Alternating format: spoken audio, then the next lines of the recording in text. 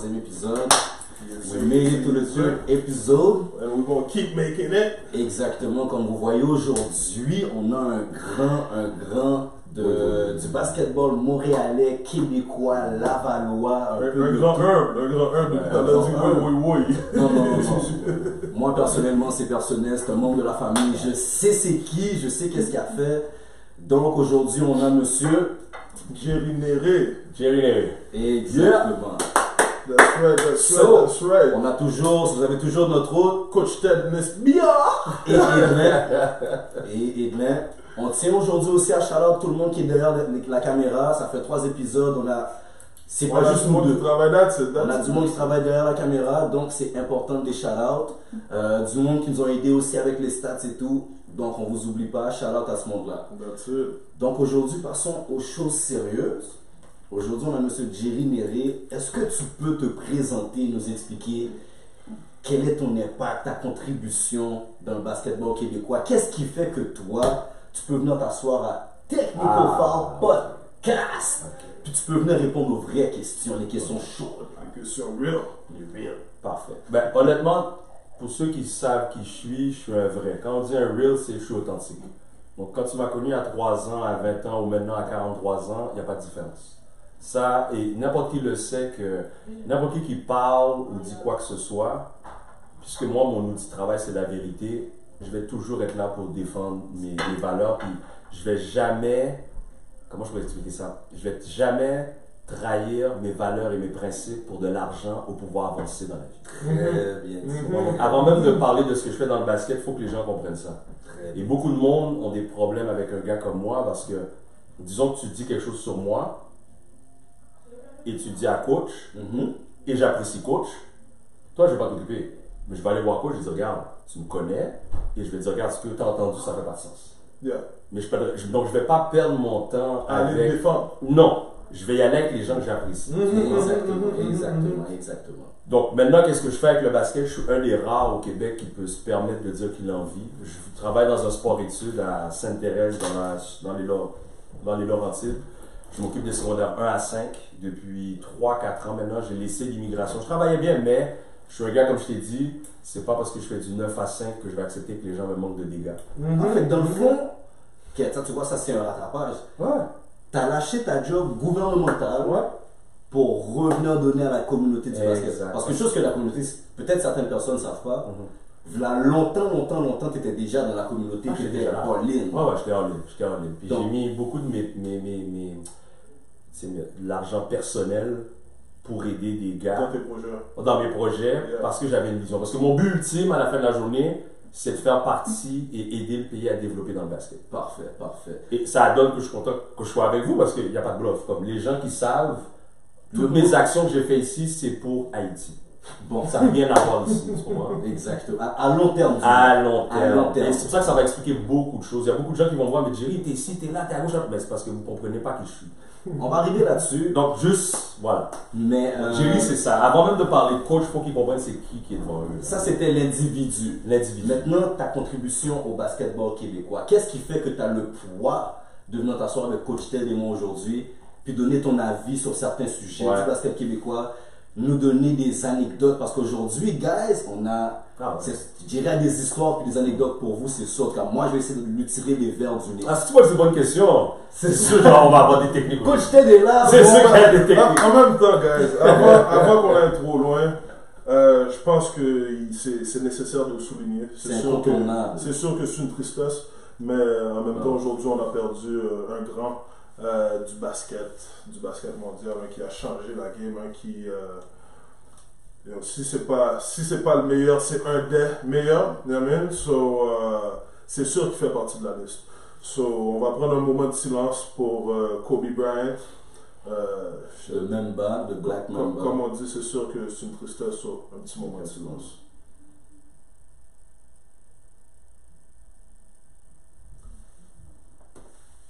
So guys, Monsieur Jerry Néré. Yes. Avant d'aller plus loin, vas-y. C'est quoi ton plus gros souvenir de Kobe? Mon plus gros souvenir de Kobe, bro, c'est pas vraiment une question ça. Guys, je fais partie de la génération qui a grandi, qui a évolué mon basket, qui a, mes années que j'ai joué au basket, ben, c'est que je regardais Kobe jouer au basket. So, un souvenir de Kobe, je pense pas que j'en ai un. Je n'ai pas vu son temps. Pas un, comme, bro, Kobe m'en a, sans qu'il soit mon coach ou mon prof, Kobe en a tellement fait, puis il a tellement bien fait, qu'il nous a tous appris. Amen. So, un souvenir, bro, shit, Kobe, he's a fucking teacher, bro. J'ai pas d'autres mots pour Kobe. Je m'attendais même pas à ce que tu me donnes ça comme ça. Toi, qu'est-ce que tu dirais là-dessus? Puis faire du pouce, moi, c'est son éthique de travail. Comme quand tu parles d'éthique de travail, c'est le GOAT. Puis les gens ne comprennent pas, comme, tu sais, j'ai 43, pour avoir connu Jordan qui lui s'entraînait jusqu'à temps qu'il n'ait plus d'énergie, Kobe a dit, moi, je vais m'entraîner jusqu'à temps que je black out.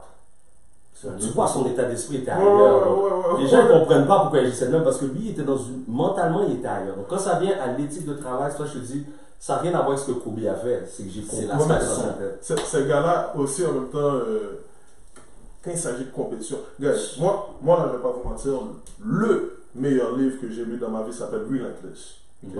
Ça, c'est Tim Grover.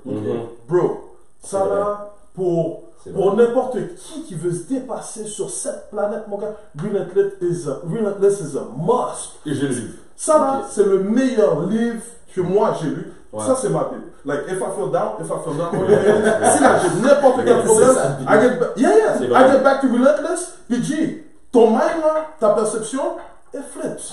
It flips. Tim Grover là, il a commencé from the top, or let's go from the bottom, en tant que Michael Jordan personal trainer. Exactement. Puis avec le temps, Tim Grover, on a entendu parler de Tim Grover, Michael Jordan, Kobe Bryant, Dwayne Wade, tout le monde passe. Les gars sont malades. Les gars t'ont dit non, moi j'ai besoin de mon coach. I'm a flying man. Yo, je viens de me blesser, mais j'ai besoin de toi comme yesterday parce que j'ai une game demain. What up? You know what I mean? So, bro, ça c'est des gars comme si. En même temps, même en faisant encore, comme dirait Adi du pouce, personnellement, moi je suis rentré au secondaire en 96. Kobe, c'est un gars du draft 96 comme Iverson. Tu comprends? Fait que moi, ma vie de basket, j'ai commencé à jouer en secondaire 1. Ça s'est timé avec Kobe. Moi, je ne vais pas vous mentir. Tu ne peux pas dire que j'étais un Kobe fan. J'étais un gars d'Iverson à un autre niveau. Mais tu ne peux pas être un fan d'Iverson et ne pas avoir un grand respect pour Kobe. Ces deux-là ont toujours eu des duels là, terribles. Là. Puis honnêtement, à partir du moment où j'ai vraiment commencé à avoir un respect fou pour Kobe, c'est en 2001. Quand justement ils ont été en finale contre les Sixers. Puis c'est la seule game qu'ils ont perdue, c'est contre la seule game qu'ils ont perdue, c'est contre cette année-là, je pense, c'est contre Philadelphia. Puis écoutez Kobe puis Iverson dans leurs deux conférences de presse parler l'un de l'autre. Puis moi, n'oublie pas, je suis un idole d'Iverson, je regarde Iverson, puis c'est comme si j'ai les larmes aux yeux là. Puis lui, moi qui respecte l'autre. Tu comprends? Là, moi, je suis obligé de mettre l'autre. Puis là, je regarde l'autre gars, puis l'autre gars, il fait la même chose. Il fait la même chose, il serait jamais là. Pour moi, c'est ça qui a élevé. Je voyais déjà Iverson à un autre niveau. En 2001, Kobe est élevé au même niveau qu'Iverson pour moi, à mes yeux. Je suis pas en train de te dire que l'un est meilleur joueur que d'autres. Pas de ça. Non, on parle de l'individu. L'individu est tellement humble que c'est pas juste lui. He sees greatness in others. Le fait que toi, quand tu dis yo, t'es bon, mais t'es capable de dire yo, c'est pas bien là, chaque fois que je suis devant lui, il me donne des problèmes, man. What up? So, oui, t'es bon, but yo, autant que je suis bon, je suis pas le meilleur. On reconnaît que. Il y en a des très bons encore. Exactement. Sur ce, guys, n'oubliez pas d'aller subscribe, like and share. Je suis pas encore habitué avec ce truc. Petit, mon gars. Subscribe, like and share. So, pour pouvoir avoir la petite notification à chaque semaine, chaque lundi soir, les vidéos vont sortir. Donc, allez suivre ça. Maintenant, sur une note plus sérieuse, bon, nous, en fait, notre mission, vous savez déjà, Coach et moi, c'est le basket québécois, c'est le basket de Montréal. Aujourd'hui, notre invité, il est, selon mon point de vue, il est très bien placé pour ça. Ouais, mais il est arrivé déjà avec une technique, en passant. Il rentrait là tout avec une technique. Il rentrait là tout avec une technique. J'ai caché ma main juste pour vous montrer. Juste pour vous montrer. Petit café. On a un invité ici qui nous respecte. Il s'est présenté ici, il a mis des petits cadeaux et tout. Bref, il a pris sa technique. Il a pris sa technique. Comme les techniques amicales. Technique amicale. On se chauffe avec ça. Qu'il y a déjà eu. Mais là maintenant, Jerry. Quel est ton parcours dans le basketball québécois? On rentre dedans. T'es qui pour que tu sois là, puis qu'on dise yo. Edlin et moi, on trouve que Jerry, c'est un gars qui est assez important pour qu'il puisse venir donner son expertise puis venir dire qui il est dans le basketball. Exactement. Un respect parce que quand Edlin m'a écrit, puis je sais que c'était avec toi, j'ai dit ah, ok. Les gars sont vraiment sur ça. Parce que là, ils m'ont invité, puis tu sais, tout ce que vous voulez savoir, vous allez savoir. Ouais. À la fin de la journée, ça reste que je suis un rebelle dans la vie. Et quand j'ai commencé, ça a commencé, et tu l'as dit, ça a commencé quand les gars s'appelaient Fun Police avant Dead Diamond. Puis il y avait des gars de Laval et des gars de Montréal-Nord ensemble. Et ces gars-là, quand ils étaient équipe du Québec, avaient fait la pluie et le beau temps. Exactement. Ils sont venus me voir et m'ont dit, puis c'était exactement Robin. Oui. Je suis obligé de te stopper. Oui, parce que ça, on arrive. Non, on est loin. T'avances trop vite. Ok, moi je recule encore. Recule. Les gars ne comprennent rien avant. Non, parce qu'il faut que nos auditeurs comprennent présentement. Parce qu'il faut que tu comprennes, t'as vu Facebook, le monde va parler caca avec moi. Et bien, pourquoi t'as invité ce gars-là? Pourquoi lui, il faut l'éviter? Pourquoi il faut parler du on va reculer, c'est quoi que tu fais présentement, ton rôle, ton poids? Parce que tu comprends? Mais ils sont pas prêts. Ils sont pas prêts. Parce que moi, je suis un gars dans le nom. Moi, je suis un gars dans le nom. Mais c'est pour ça qu'on est là. Ça, c'est pour ça qu'on est là. C'est pour ça qu'on est pas prêt. On amène de l'authenticité. On amène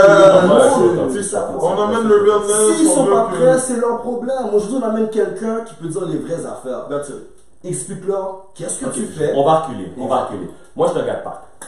Je suis un gars de Saint-François. Puis n'importe qui sait la relation entre Montréal et Saint-François, quand ça venait au basket ou même dans les affaires de rue, on s'entendait pas avec les gars du Nord, on s'entendait pas avec les gars de Montréal. Je peux confirmer, je suis un gars du Nord. Ça, c'est pour les gars qui ont mon âge, j'ai 43. Donc nous, notre trip, c'était de partir de parc en parc et sauter les gars de Saint-François. Et les gars de Montréal qui cherchaient du bon basket venaient à Saint-François jouer au basket. Maintenant, ce qui s'est passé, nous, on n'a pas eu la chance que les gars d'aujourd'hui ont. Aujourd'hui, ils ont du mini, ils ont des workouts, ils ont des gars qui les mettent sur l'internet, ils ont des sports-études, ils ont des concentrations, ils ont des coachs personnels, ils ont accès à tout. En effet. Nous, comme on devenait bons, on jouait le matin au jump ball. C'est ça qui m'a aidé avec les rebonds. Là, on est back là. Ce qui m'a aidé, c'est jouer au hockey, au soccer dans la rue. Moi, ça m'a aidé avec d'autres aptitudes. Donc, quand j'arrivais à jouer avec mes... Exactement. Mais moi, j'ai commencé en secondaire 3. Parce que j'étais à Stanislas, une école... Mes parents savaient qu'ils ne pouvaient pas me mettre à Leblanc, tu sais pourquoi. Parce qu'ils savaient que j'avais mal tourné. Ils m'ont mis dans une école privée avec des Français de France. Bon, il est arrivé ce qui est arrivé. Et... pour me punir, ils m'ont envoyé au collège Laval en secondaire 5. Et dans le temps, il n'y avait pas de filles. Oh boy. Donc là, c'était chemise, cravate. Parce que mes parents savaient que je détestais chemise, cravate, pantalon. Donc ils m'ont donné une leçon. Ils m'ont dit, ah ouais, Jerry, tu vas pas écouter, on va faire des ordres. Bon, on va te mettre dans une école juste de gars et tu vas mettre veston, cravate, chemise chaque jour. Ok.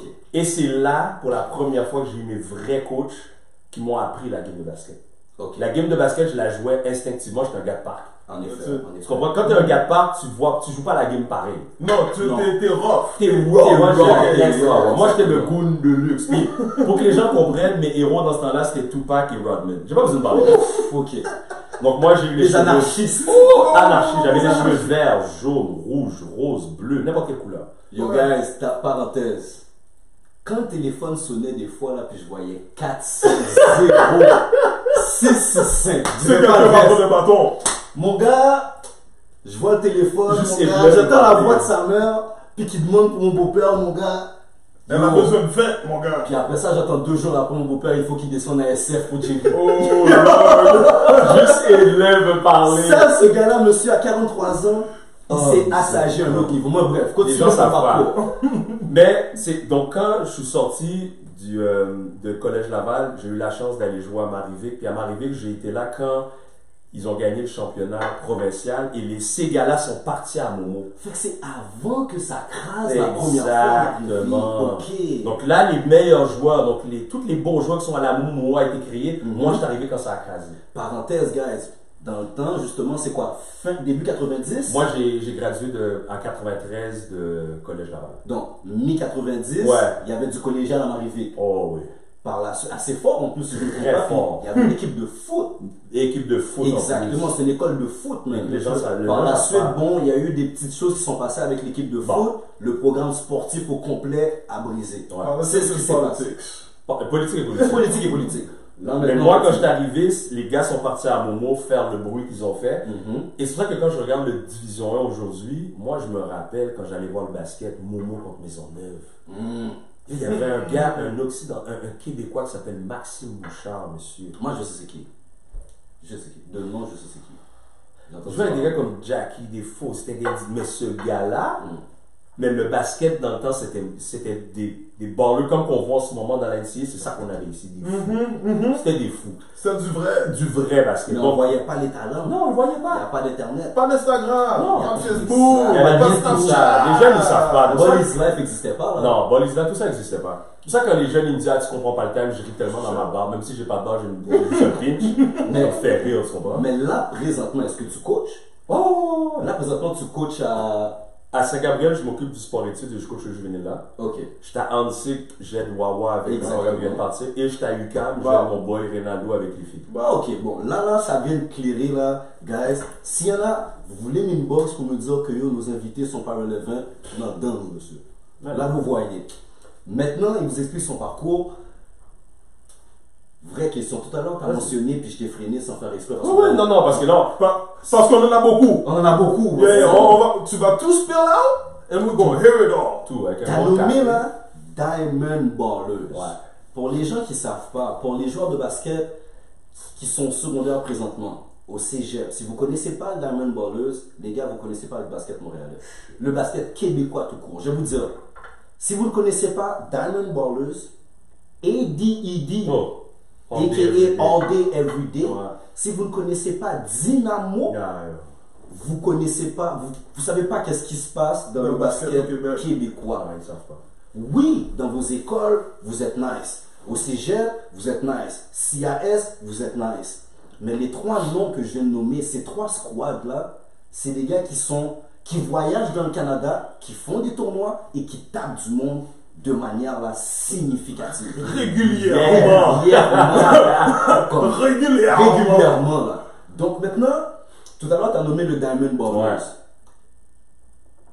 C'est sorti d'où ça a commencé. Je t'ai arrêté tout à l'heure. Maintenant, c'est là que tu dois nous expliquer l'historique du Diamond Ballers. Parce que là, aujourd'hui, on va vous donner, les gars, l'histoire des grands gars, des légendes. Des noms clés. Des noms clés. Google.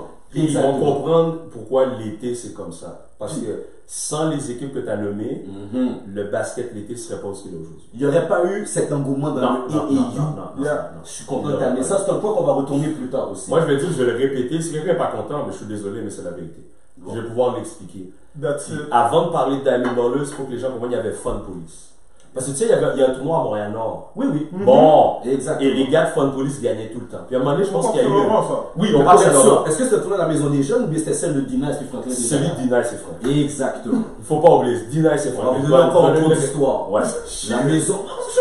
Parce que les vrais tournois de rue. Il faut que les têtes codées connaissent notre histoire de basket, guys. Moi, je viens de Montréal-Nord. Toute mon enfance, il y a toujours eu 2 tournois par été. Celui de la Maison des Jeunes, celui de Dina et Franklin. Celui de la Maison des Jeunes est nice, mais c'est plus orienté pour les jeunes, les cadets, juvéniles, pour sortir les jeunes de la rue. Celui de Dina et Franklin. Si tu as un boileau au Québec, dis-le. Guys, les gars sortaient de Québec, de Sherbrooke. Les gars sortaient de leur NCA aux States. Ils ne voulaient rien savoir là, que j'ai pas le droit de jouer dehors sur le concrete. Les gars venaient, monsieur, c'était un double rim. Les vrais du basket le savent. Non, il faut préciser. Oui. Les vrais du basket le savent. Tu joues au basket sur un double rim. Mon gars, présente-toi. Parce que c'est physique. Le crowd qui est là, mon gars, c'est... Il y a 2 suspectful. Exactement, comme les disrespectful.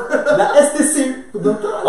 La SPVR, ils voulaient pas venir. Ils voulaient pas venir. Fait dites-vous... Pas dans ce tournoi-là. Pas dans ce tournoi-là. Mais, donc, le basket était A1. Tu faisais ton nom, tu faisais ton nom là. Donc les gars de Fun Police gagnaient ce tournoi-là, mais À un moment donné, il y a une séparation entre les gars. Je ne sais plus qu'est-ce qui s'est passé. Il y avait qui globalement dans Fun Police? Il y avait Manix. Et puis, je peux peut-être faire erreur sur les noms, mais il y avait Keder, il y avait Randy, il y avait Mario, il y avait les Marco Volsi, il y avait Ricky Volsi, il y avait Yul, il y avait Robin Josaphat. J'ai dit Randy Alexandre, Joël Cassellus, Keder, Manix, et il y avait Jonas. Je pense aussi, Rest in Peace, Garnett. Oui. Rest in Peace, Garnett. Oui. Wow. Quand j'étais au Manitoba, oui, Garnett et j'ai oublié l'autre. Comment il s'appelle Les gars vont peut-être le marquer dans les commentaires. Là-dessus. Oui. Comment il s'appelle Il est mort en 2003-2004. Exactement là. Michael. Voilà. C'était tous ces gars-là ensemble. Exactement. Mais je pense que Thierry avait déjà joué. Thierry était là aussi. Oui. Avec le team Fun Police, il y avait tout un squad de gars, mais c'était trop d'ego à gérer, puis je pense qu'à un moment donné, les gars s'entendaient plus. Donc là, maintenant, à un moment donné, puis moi, quand les gars sont venus voir, j'avais fini de jouer au basket, j'étais dans la rue, bon, je jouais ma jeunesse de 20 ans. As you should. Exactement. En tant qu'haïtien, j'ai vécu ma jeunesse comme il faut. Les gars sont venus me voir, puis ils m'ont dit, Jerry, on a besoin de toi. Qu'est-ce qui se passe? Puis c'est Robin, c'est Yul, je me rappelle. Puis c'est Yul, justement, qui gérait l'équipe. Tu viens de me tuer. J'aurais jamais cru que c'était le kill. Oh! Robin, ça. T'as nommé son nom. Kill. Le kill. Robin Josaphat. Puis il s'appelle le kill parce que pour de c'est pas vrai, rien.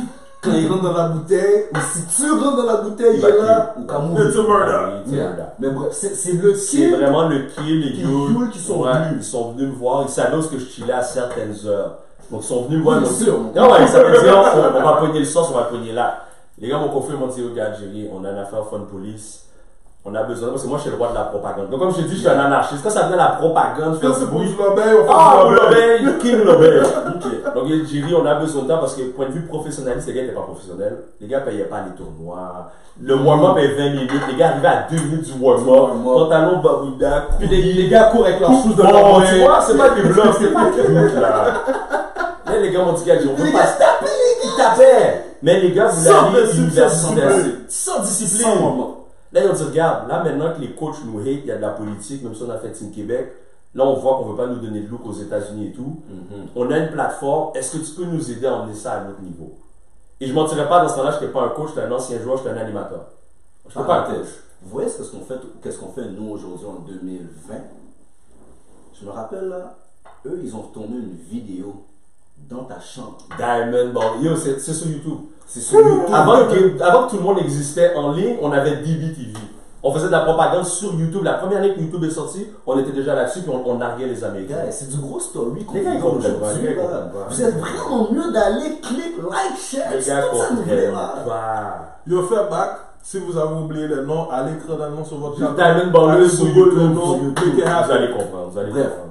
continue ton story, mon gars. Donc quand les gars sont venus me voir, j'ai dit bon, moi je suis le King Propagande, qu'est-ce qu'on va faire? Donc on a fait un logo. Donc j'ai trouvé un logo pour les gars. J'ai dit là les gars maintenant vous devez être habillés uniforme. That's it. Dans le temps les gars on avait des tank tops. Dans le temps c'était les chandails à manches courtes. Yeah, exactement. Puis on avait pris le logo de Rock. Jay-Z, The Rock, Diamond Ballers. Ok, c'est pour ça que j'allais te demander ça en plus. Oui, mais dans le fond, c'est vraiment pour ça. Diamond, à cause que Jay-Z a fait ça, puis c'était C'est l'artiste. ça, vers le même Ouais, temps. exactement. Donc, Bien à chaque sûr, fois qu'on bien scorait, on faisait ça, tu savais Ah, que c'était c'était- fini. Le monde Wow. savait. Ouais. Les vrais Le ballers savaient. vrai balleux savait. Donc, de 2000 à 2004, j'ai encadré les gars, on n'a jamais perdu une game.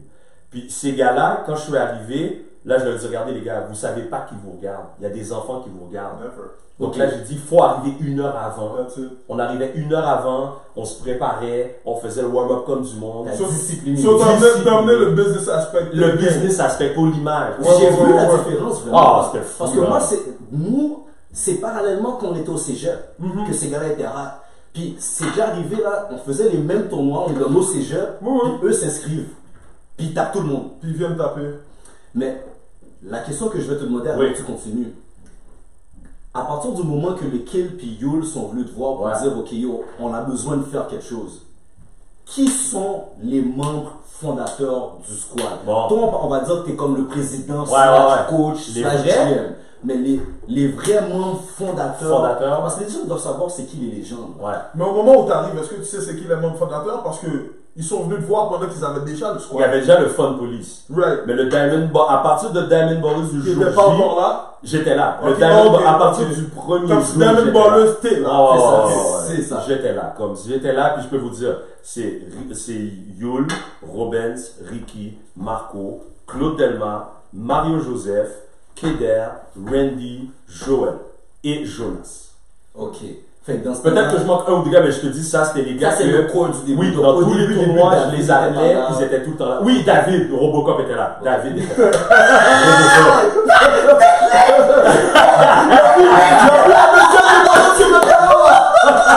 Quel deuxième technique, Robocop. C'est Robocop. Ah, Robocop. Mais t'es pas d'accord? C'est comme ça que je l'appelais.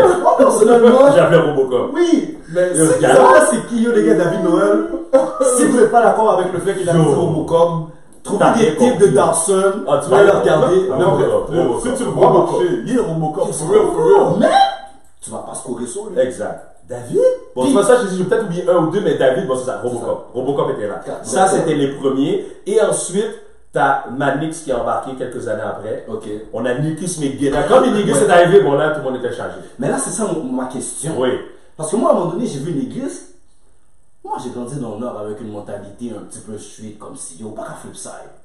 Mais moi, je voyais Négis et Didi. Oui, il était avec All Day Everyday. Fait que là, moi, je vois Négis est habillé avec un suit gris et noir, le diamond sur son chest. Là, le buff a commencé pour de vrai. Parce que là, faut que tu comprennes. Moi, je connais les insides. Je suis de vanille. Tu comprends? Moi, fait que là, moi, je pose des questions.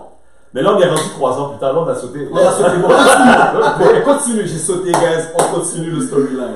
Quand Damien est fait, chaque Manic jouait en Europe. Il n'était pas encore là. Donc là, ce qui arrivait, c'est que là, on a commencé à être plus structuré, plus professionnel. Donc les gens ne pouvaient rien dire. Mais à ce moment-là, tout le monde nous détestait. Parce que t'as un bâton. T'as Ricky Volsi avec toi. T'as Marco puis Ricky Volsi. Non, mais Ricky, c'est quelque chose. Comme Ricky, il était détestable sur le terrain. Mais explique-le pourquoi. Parce que Ricky dit quelque chose, il va le faire. Ricky, ce que les gens ne comprennent pas, puis tu sais, je vois les jeunes, Ricky coach les jeunes à Dawson, puis les gars ne savent pas qui est là. Puis Ricky, jusqu'à aujourd'hui, met des frappes sur ces gars-là. Comme Ricky, les sauts. Ricky Volsi. On t'attend. Oui, d'ailleurs. Là, tu bois non. Tu vas venir ici, tu vas venir asseoir ici. Maintenant que tu as vu Jerry là, tout le diamond, on va un après l'autre. Le Ricky était. Mais Ricky, c'était le seul gars, quand les gars jouaient mal, qui pouvait. Tu sais, comme on se parle, on partenait, les gens voyaient ça, ils disaient, mais ces gars-là sont sauvages. Parce que la manière dont on interagissait, c'était, on savait pas, comme c'était sauvage, là. Mais, pendant que les gens pensent que nous, on est en train de se casser, c'est pas bon pour toi, là. C'est la motivation. Donc, nous, notre slogan, c'était 20 points is a must. Oh merde. Puis on le disait à tout le monde, puis les gens le savaient pourquoi. Oui, nous, notre stratégie, c'est regarde, les gars, on joue une possession à la fois. Et notre but, c'était de gagner 2 possessions sur 3. Si après 6 possessions, on n'avait pas gagné 4 possessions, je prenais un ta mort, les gars se parlaient. Les gars, c'est pas ça. Nous, notre game, c'est pas notre basket, ça. C'est pas notre basket. Les gars savent pas. Les gars, si vous avez jamais joué contre le Diamond, bon, si vous avez jamais mené dans une game contre le Diamond, vous savez pas c'est quoi. C'est pas. Si t'ont battu du début jusqu'à la fin, ben est normal. Si t'as mené par juste une fois, c'est là que t'as eu la pire game de ta vie.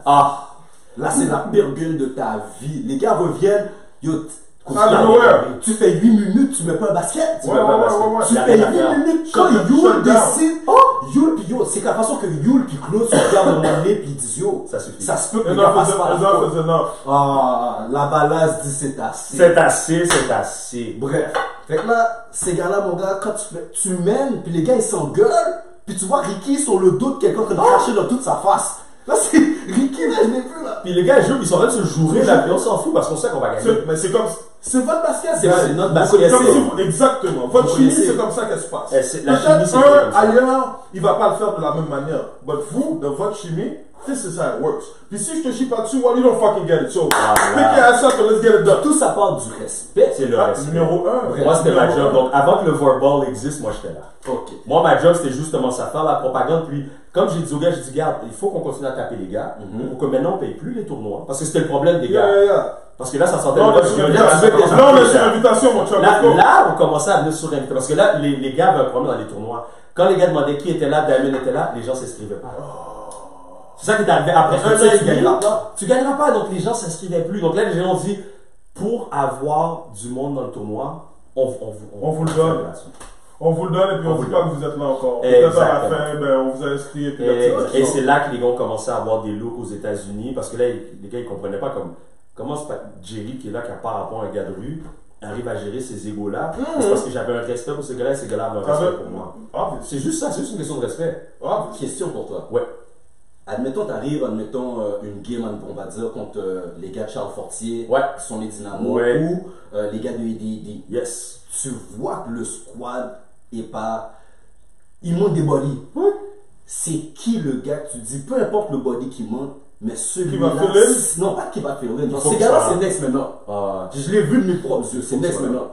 Mais qui le gars que, comme si s'il n'est pas là, tu te dis, Hero. Il n'y a pas de next maintenant. Mario Joseph. Bon, non, Mario Joseph. Hero. C'est maintenant la Hero, les gens ne savent pas. Gars, je vais vous expliquer. Ce partenaire là, hyper bouboule. Yo. Mais si vous connaissez le basket, on ne vous parle pas de numbers, on ne vous parle pas de stats. Maintenant, tu vas m'expliquer. C'est le coach de la manière qu'il y a maintenant, c'est comme ça qu'il a toujours été, c'est comme ça qu'il a joué au basket, c'est comme ça qu'il crasait le monde dans sa chair. Explique le pourquoi c'est Hero et pourquoi ce gars-là dans sa chair avec. Maintenant, on va dire qu'il n'est pas athlétique, parce que moi je l'ai vu athlétique. Mais maintenant, on va dire qu'il moi je l'ai vu athlétique. Mais même athlétique, il a toujours été poisse. D'ailleurs, au collège Laval, il était déjà poisse. Moi je l'appelle Chunky Boy, jusqu'à aujourd'hui je l'appelle Chunky Boy. Mais explique aux gens qu'est-ce qui amène à l'intérieur de toutes ces méga stars, tous ces gros noms, toutes ces personnes. Pourquoi c'est lui, Hero? Pourquoi c'est lui, Hero? Les gars, Mario avait ce poise, cette détente. C'est cette détente là. C'est le genre de détente à la Kevin Durant comme. Il est trop relax. Il reste 3 secondes. Yo, donne-moi la balle. Je vais le faire. Je suis pas stressé. Je suis pas stressé. Let me do it. Puis la manière qu'il fait les buckets. C'est comme si de rien n'était. Comme si de rien n'était, il va faire un alley-oop, Guigui. Yo, non, Mario. Il a dit pas de technique. Là, tu prends de Guigui. Bref. Mais moi, peut-être que je prends une technique pour ça, pour d'autres personnes, mais ça, c'est mon opinion personnelle. Je suis peut-être biaisé parce qu'on a grandi dans le même quartier. Oui, c'est sûr. Ben, moi, Mario, j'ai grandi, on a grandi dans le même parc. Dans le même parc. On a grandi comme. J'ai vu Mario tout le long de ma vie. À Lubriel, à un moment donné aussi, on jouait scolaire 3A. Au collège Laval, eux autres jouaient scolaire 3A. Fait on est dans les mêmes tournois, dans la même ligue, les mêmes provinciaux. Fait j'ai toujours pu le voir. Fait ça a toujours été pour moi quelqu'un que j'aspire à être comme, d'une certaine façon. Mais à un moment donné, j'ai commencé à voir, le papier du secondaire, il n'y a pas d'équipe, il gagne. Il arrive à Dawson, je vois un paquet de gars de Dunton, puis il y a encore de men. Et il gagne. Yo, bro, ça c'est dans le temps que j'étais à Dawson puis je jouais dehors. Tu comprends? Bro, il n'y avait plus personne, dans ce temps-là, il n'y avait plus personne là. Bro, quand moi je suis rentré, ils lui ont envoyé à Léo Delma. Tu comprends? Après Noël. Après Noël. Moi je parle pas. Et il a gagné encore. Oh là! Il arrive universitaire à l'UQAM. Yo, l'équipe est. Yo, pour de vrai, là, l'équipe est tout. Les gars, l'équipe était tout nue. Le coach d'aujourd'hui, Mario Joseph, il a pris le team sur son bras. En moment janvier, encore lui a envoyé Claude Delman à Léo. Il a encore gagné. Tout ça pour dire pour moi, là, si on me demande, Edlin, pour toi, c'est qui le joueur à Montréal ou au Québec qui a été le plus impactueux? Moi, je vais dire Mario Joseph. Parce qu'il a gagné à tous les niveaux. Non, il n'a pas été aux States. Non, il n'y a peut-être pas la même. Mais je peux expliquer pourquoi il n'a pas été aux States. Donne-nous ce que les gens ne savent pas, c'est que quand le Diamond, dans les 3e années, il y a un coach qui est venu recruter Yule, le Kill, puis Sean Corbin pour jouer à Brandon. Puis ça, c'était au REC. Exactement, au tournoi au REC, exactement. Il est venu recruter les gars, puis après, il m'a regardé, il avait besoin d'assistant, il m'a dit, comme je comprends pas comment tu fais pour gérer les gars de même. Pourquoi tu ne veux pas avec moi? Puis dans ce temps-là, je n'étais pas un coach là. Non, je me rappelle. Mais quand il parle de gars de même, c'est quoi? Il parle de sauvage? Oui, tu comprends? Des gars, exactement, j'ai compris. Il savait qu'il ne pouvait pas gérer. Moi, tout le monde comprend. Il ne pouvait pas gérer. Quand j'arrive à Brandon, là, les gars me disent, il faut qu'on ait un autre gars. Puis là, on a dit, mais Mario. Oui, t'as appelé Mario. Exactement. Donc, Yule, Robin, c'est moi, on en parlait à Mario. On a dit, gars, Mario. Il devait partir avec Northern Michigan minimum avec Randy, Ricky et Marco qui était à Northern Michigan. Tu vois ça, même moi je le savais pas. Il n'y a pas grand monde qui sait. Puis Mario pouvait même jouer D1, il préférait jouer avec les gars D2 pour rester avec ses boys. Et quand il a su qu'on était à Brandon, je te dis, on lui a parlé, Mario a dit, c'est quoi, vous êtes mes boys, je viens avec vous. Guys, pas grand monde a compris ça. On vous avait dit qu'on allait vous amener des gros stories. Ça, c'est un gros story. Il n'y a pas beaucoup de personnes dans l'univers du basket qui peuvent vous donner ce story-là. Et tu sais que quand Mario il a été promis une bourse à Brandon, ils lui ont même pas donné sa bourse. Hein. En plus, ils lui ont pas donné sa bourse. Est-ce que c'est ça qui a forcé qu'il a dû revenir à Montréal? Et il est revenu à UQAM. Et jusqu'à aujourd'hui, je dis à Mario, tu sais, j'ai dit respect parce que tu es venu avec nous. Même si on t'a fucké, de toute façon. Il n'y a jamais eu de bif avec nous. Jamais. Parce que même après LBQ, tout de suite, il est venu comme. D'ailleurs, il fait partie de ton oui, ça. Pendant. J'ai juste vous couper cette vidéo parce qu'on est en train de parler de beaucoup. Ah oui, je sais. Tout ça là, c'est des histoires qu'on va se souvenir parce que vous venez. On va parler un peu des jeunes là. Ouais, ok, parfait. Oui, ça. Une parenthèse. On va revenir. Une parenthèse, on revient. On oublie qu'est-ce qui se passe aujourd'hui. Moi, je suis le roi du coca. Si vous ne gérez pas, les gars. Non, ça va. Continue, arrête pas. Je dois faire ma petite parenthèse. C'est bon. Là, basket universitaire. J'ai pas trop le standing des. C'est qui avec ça, sans problème. Oui, mais ce que j'attends les playoffs. J'attends les playoffs comme ça, on va bien voir qui travaille fort. Finalement, qui est là. Qui est là. Comme si qui est real, qui est pas. Puis j'ai quelques questions aussi plus tard pour le CS. Sans problème. Puis en même temps, ce que je vais faire, pour chaque équipe, je vais vous donner à peu près une coupe de joueurs à surveiller. Malheureusement, dans ma liste, heureusement, j'en ai un qui revient d'une blessure. Malheureusement, j'en ai un qui est blessé. Mais on va commencer avec Bishop. Mais comme Ted vous a dit, là, on vous donne pas 2 joueurs random, là. On vous donne c'est des joueurs impactueux de leur équipe. Exactement. Ils font un certain travail dans la ligue. Exactement. Je vais pas vous donner tous les stats. Non. Je vais vous donner les noms. Avec les noms, c'est sûr que vous pouvez aller chercher qui va. Avec les noms, vous pouvez aller les chercher et puis vous pouvez voir leurs stats. Pour Bishop, on a Nervens de Montaigne et Abdul Kamani. Tu connais ces gars-là, toi? Ouais, surtout Nervens. Lui, là. Donne-nous une petite parenthèse. Parce que lui, c'est l'exemple. Non, pas vite, c'est juste l'exemple que le basket, ça prend 10 ans, 10 000 heures, puis c'est à 27 ans que tu atteins ton top. Parce que lui, personne n'a vu venir. Et là, il parle de lui comme un des meilleurs guards de la ligue. Juste pour dire. Il a quel âge? Je sais pas, il est pas si. C'est quelqu'un de John Abbott, non? C'est quelqu'un de John Abbott. Il sort de ça. Il n'a pas été coaché par un MC. Ok. So, on a Concordia. Adrian Armstrong, il est blessé. Oh man. Oh shit. Je vais pas finir sur le nom du dieu de la destruction, on dirait. Wow. Ok, il est blessé en plus. Ouais, il s'est blessé, je pense, contre UQAM. Adrian, c'est quelque chose, les gars. Wow. Mais il est legit. Ok, puis. Comme quand il reste 3-4 secondes dans un shot là. Donne-lui sa balle. Puis quand le mec va scorer, t'es comme, c'est pas vrai. Il va le faire. Non, Adrian, respect. Ok. Puis de Concordia encore, on a Olivier Simon. Ah, miséricorde. Oh Lord. Lui, j'ai entendu un peu parler. Double machine. Ouais, exactement. Double machine. So, la Université Laval. D'ailleurs, juste comme ça, là. Vas-y.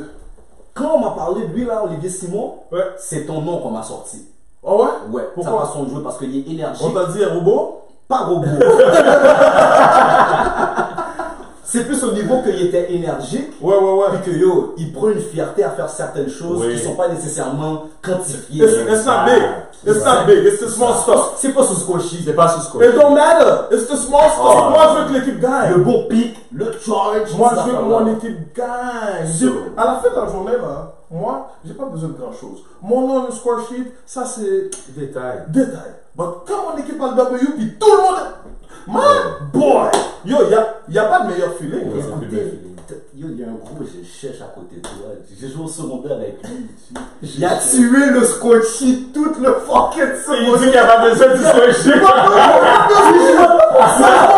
Il jouait pas pour ça. C'est que les numbers tombaient, ça avait. Dans la ligue, c'était lui qui moi là, ma force, c'est que je suis toujours en dessous du panier. Ouais. Je vais prendre mon rebond. Je vais la mettre dedans. Même si ça prend 2 fois, même si ça prend 3 fois, même si ça prend 4 fois. C'est mon ballon. Moi, j'ai mettre dedans.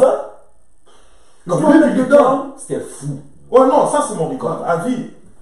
Comme de Brébeuf à. De Brébeuf à. Les match-ups. Nous, on était des deux. Juste pour vous dire, rapide. Dunton joue contre Saint-Ex. Non, Dunton joue pas contre Saint-Ex. Lucas joue contre Ted. Point barre. Ça, c'est la game. Ouais. Puis, en passant, dans tout ça, là, regarde là, Much love, much respect, c'est mon bon gars là. Mais sur un terrain de basket, my nigga, yo, somebody's going down. Le niveau de compétition qu'il y avait là-dessus, fou. En tout cas, bref, on continue avec qui d'autre. Oh, les chargeurs. So, Université Laval, guys. Ça doit être la Thomas. On m'a donné. Cette année, l'année est difficile pour eux là. Avec Sydney. Donne-moi le troisième, s'il te plaît. Parce qu'on m'a donné. Parce qu'il y a deux rookies. Il y a deux rookies. Tu m'en as donné un des deux.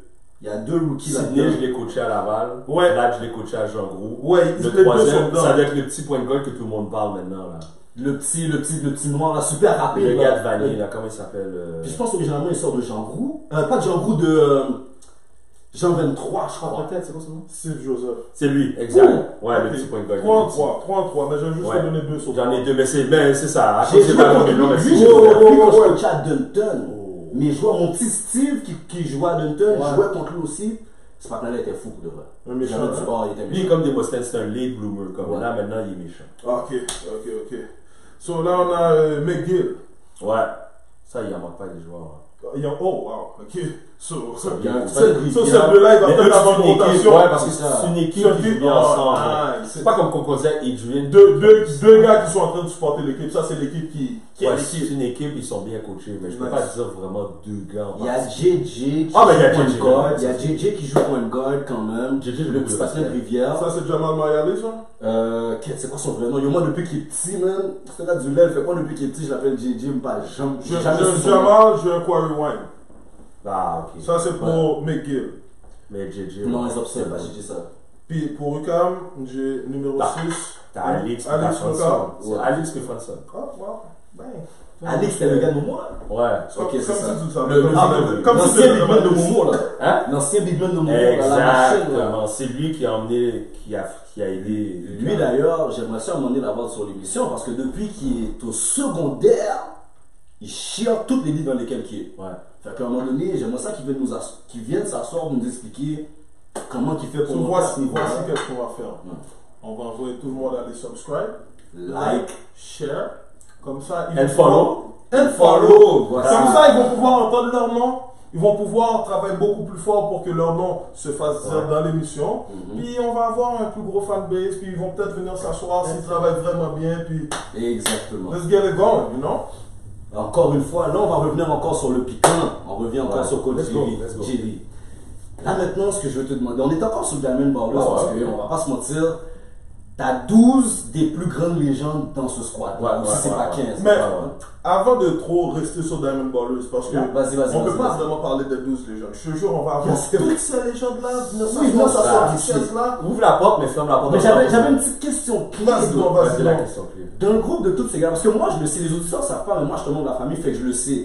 Il y a beaucoup de ces gars-là avec qui tu as grandi, puis que c'est comme, t'es un grand frère pour eux. C'est plus ça, ouais. Quand vous étiez dans le quartier, les gars ont grandi à Saint-François pour la plupart. Il y a des gars maintenant que c'est des grands noms, mais plus jeunes, est-ce qu'il y avait certains gars que tu pouvais déjà voir? Ricky. Tu voyais déjà? Oh! Yo, Ricky! Comme il y a Ricky pourrait même venir là, il le sait. Là, non, mais Ricky va venir là. Ah bon, Ricky va. Il vient de prendre l'invitation là. Ricky, le monde sait pas. Ricky a grandi en un hiver quand il était là. Il est passé de 6 pieds à 6 pieds 7. Ouais, c'est ça. Ricky, c'était une grosse boule là. Ricky venait au parc, puis au parc à son c'était tellement fort, Ricky pouvait pas jouer. Ricky là, il voulait jouer, il avait pas le choix de jouer avec moi. C'est juste toi qui répondre. Oui, avec les OG, je jouais avec les OG, je le prenais. Mais quand j'ai vu les pieds à Ricky avait un gros bunda. J'ai dit, ah non, sûr, il va pousser. Ah yo, ce gars-là va pousser. Puis Marco, puis quand tu connais le père et la mère de Ricky, tout le monde est grand. Ouais, moi, je suis un des seuls à savoir ça qui a mis Ricky avec moi. J'ai dit, Ricky, viens avec moi. Parce qu'il jouait dans le shadow de Marco. Marco, c'est le gazelle, l'artiste. Tout allait bien pour lui. Puis, toute la famille, des grands artistes. Des grands localiciens. Puis t'as Ricky qui est là, bouboule, piti avec des 14 à je sais pas quel âge. Fait que Ricky, vous avez toujours senti qu'à un moment donné, il va exploser. Moi, je Toi, tu as senti? Moi, je savais. Il y a une petite histoire qui circule sur Marco qui dit que dans le temps, il était recruté par Georgetown. Tout le monde. Ça allait comme si en même temps qu'Iverson et tout. Est-ce que c'est du true story? Bon, le monde ne savait même pas. Moi, je le dis jusqu'à aujourd'hui. Marco, quand il est arrivé au cégep, il avait le choix. Soit aller aux États-Unis jouer gros basket, ou en tant qu'artiste, il est. Ça, tu vois ce que Corneille est ça, il faisait des beats pour Corneille ASF. Ricky, Marco, parce que c'est un gars qui est tellement chill, mais ce que Corneille a fait, Marco devait être là. Marco est arrivé au cégep, my bad Marco. Marco est tombé dans le Groupie Love. Ok. Le Groupie Love a pris sa True chaise. story, True True story. True story. Marco, il sait. Marco a pris dans. Je lui dis tout le temps, je dis Marco, comme. Oui, Corneille a monté, mais. Puis tout le respect que j'ai pour Corneille, Marco, waouh. Non, Okay. non, ça c'est pas ça. Wow. Comme là, on est en train de parler de basket, parenthèse. Mais boy, en tant qu'artiste, ces gars-là, en tant que baller, puis personne. T'amènes Marco, puis tu es un artiste, puis tu regardes, puis t'es genre, boy, how do you do that? I mean, comme, c'est différent. C'est ailleurs, là. Quand j'allais chez Ricky Marco, là, Ricky, lui, c'est le gars qui speedboards.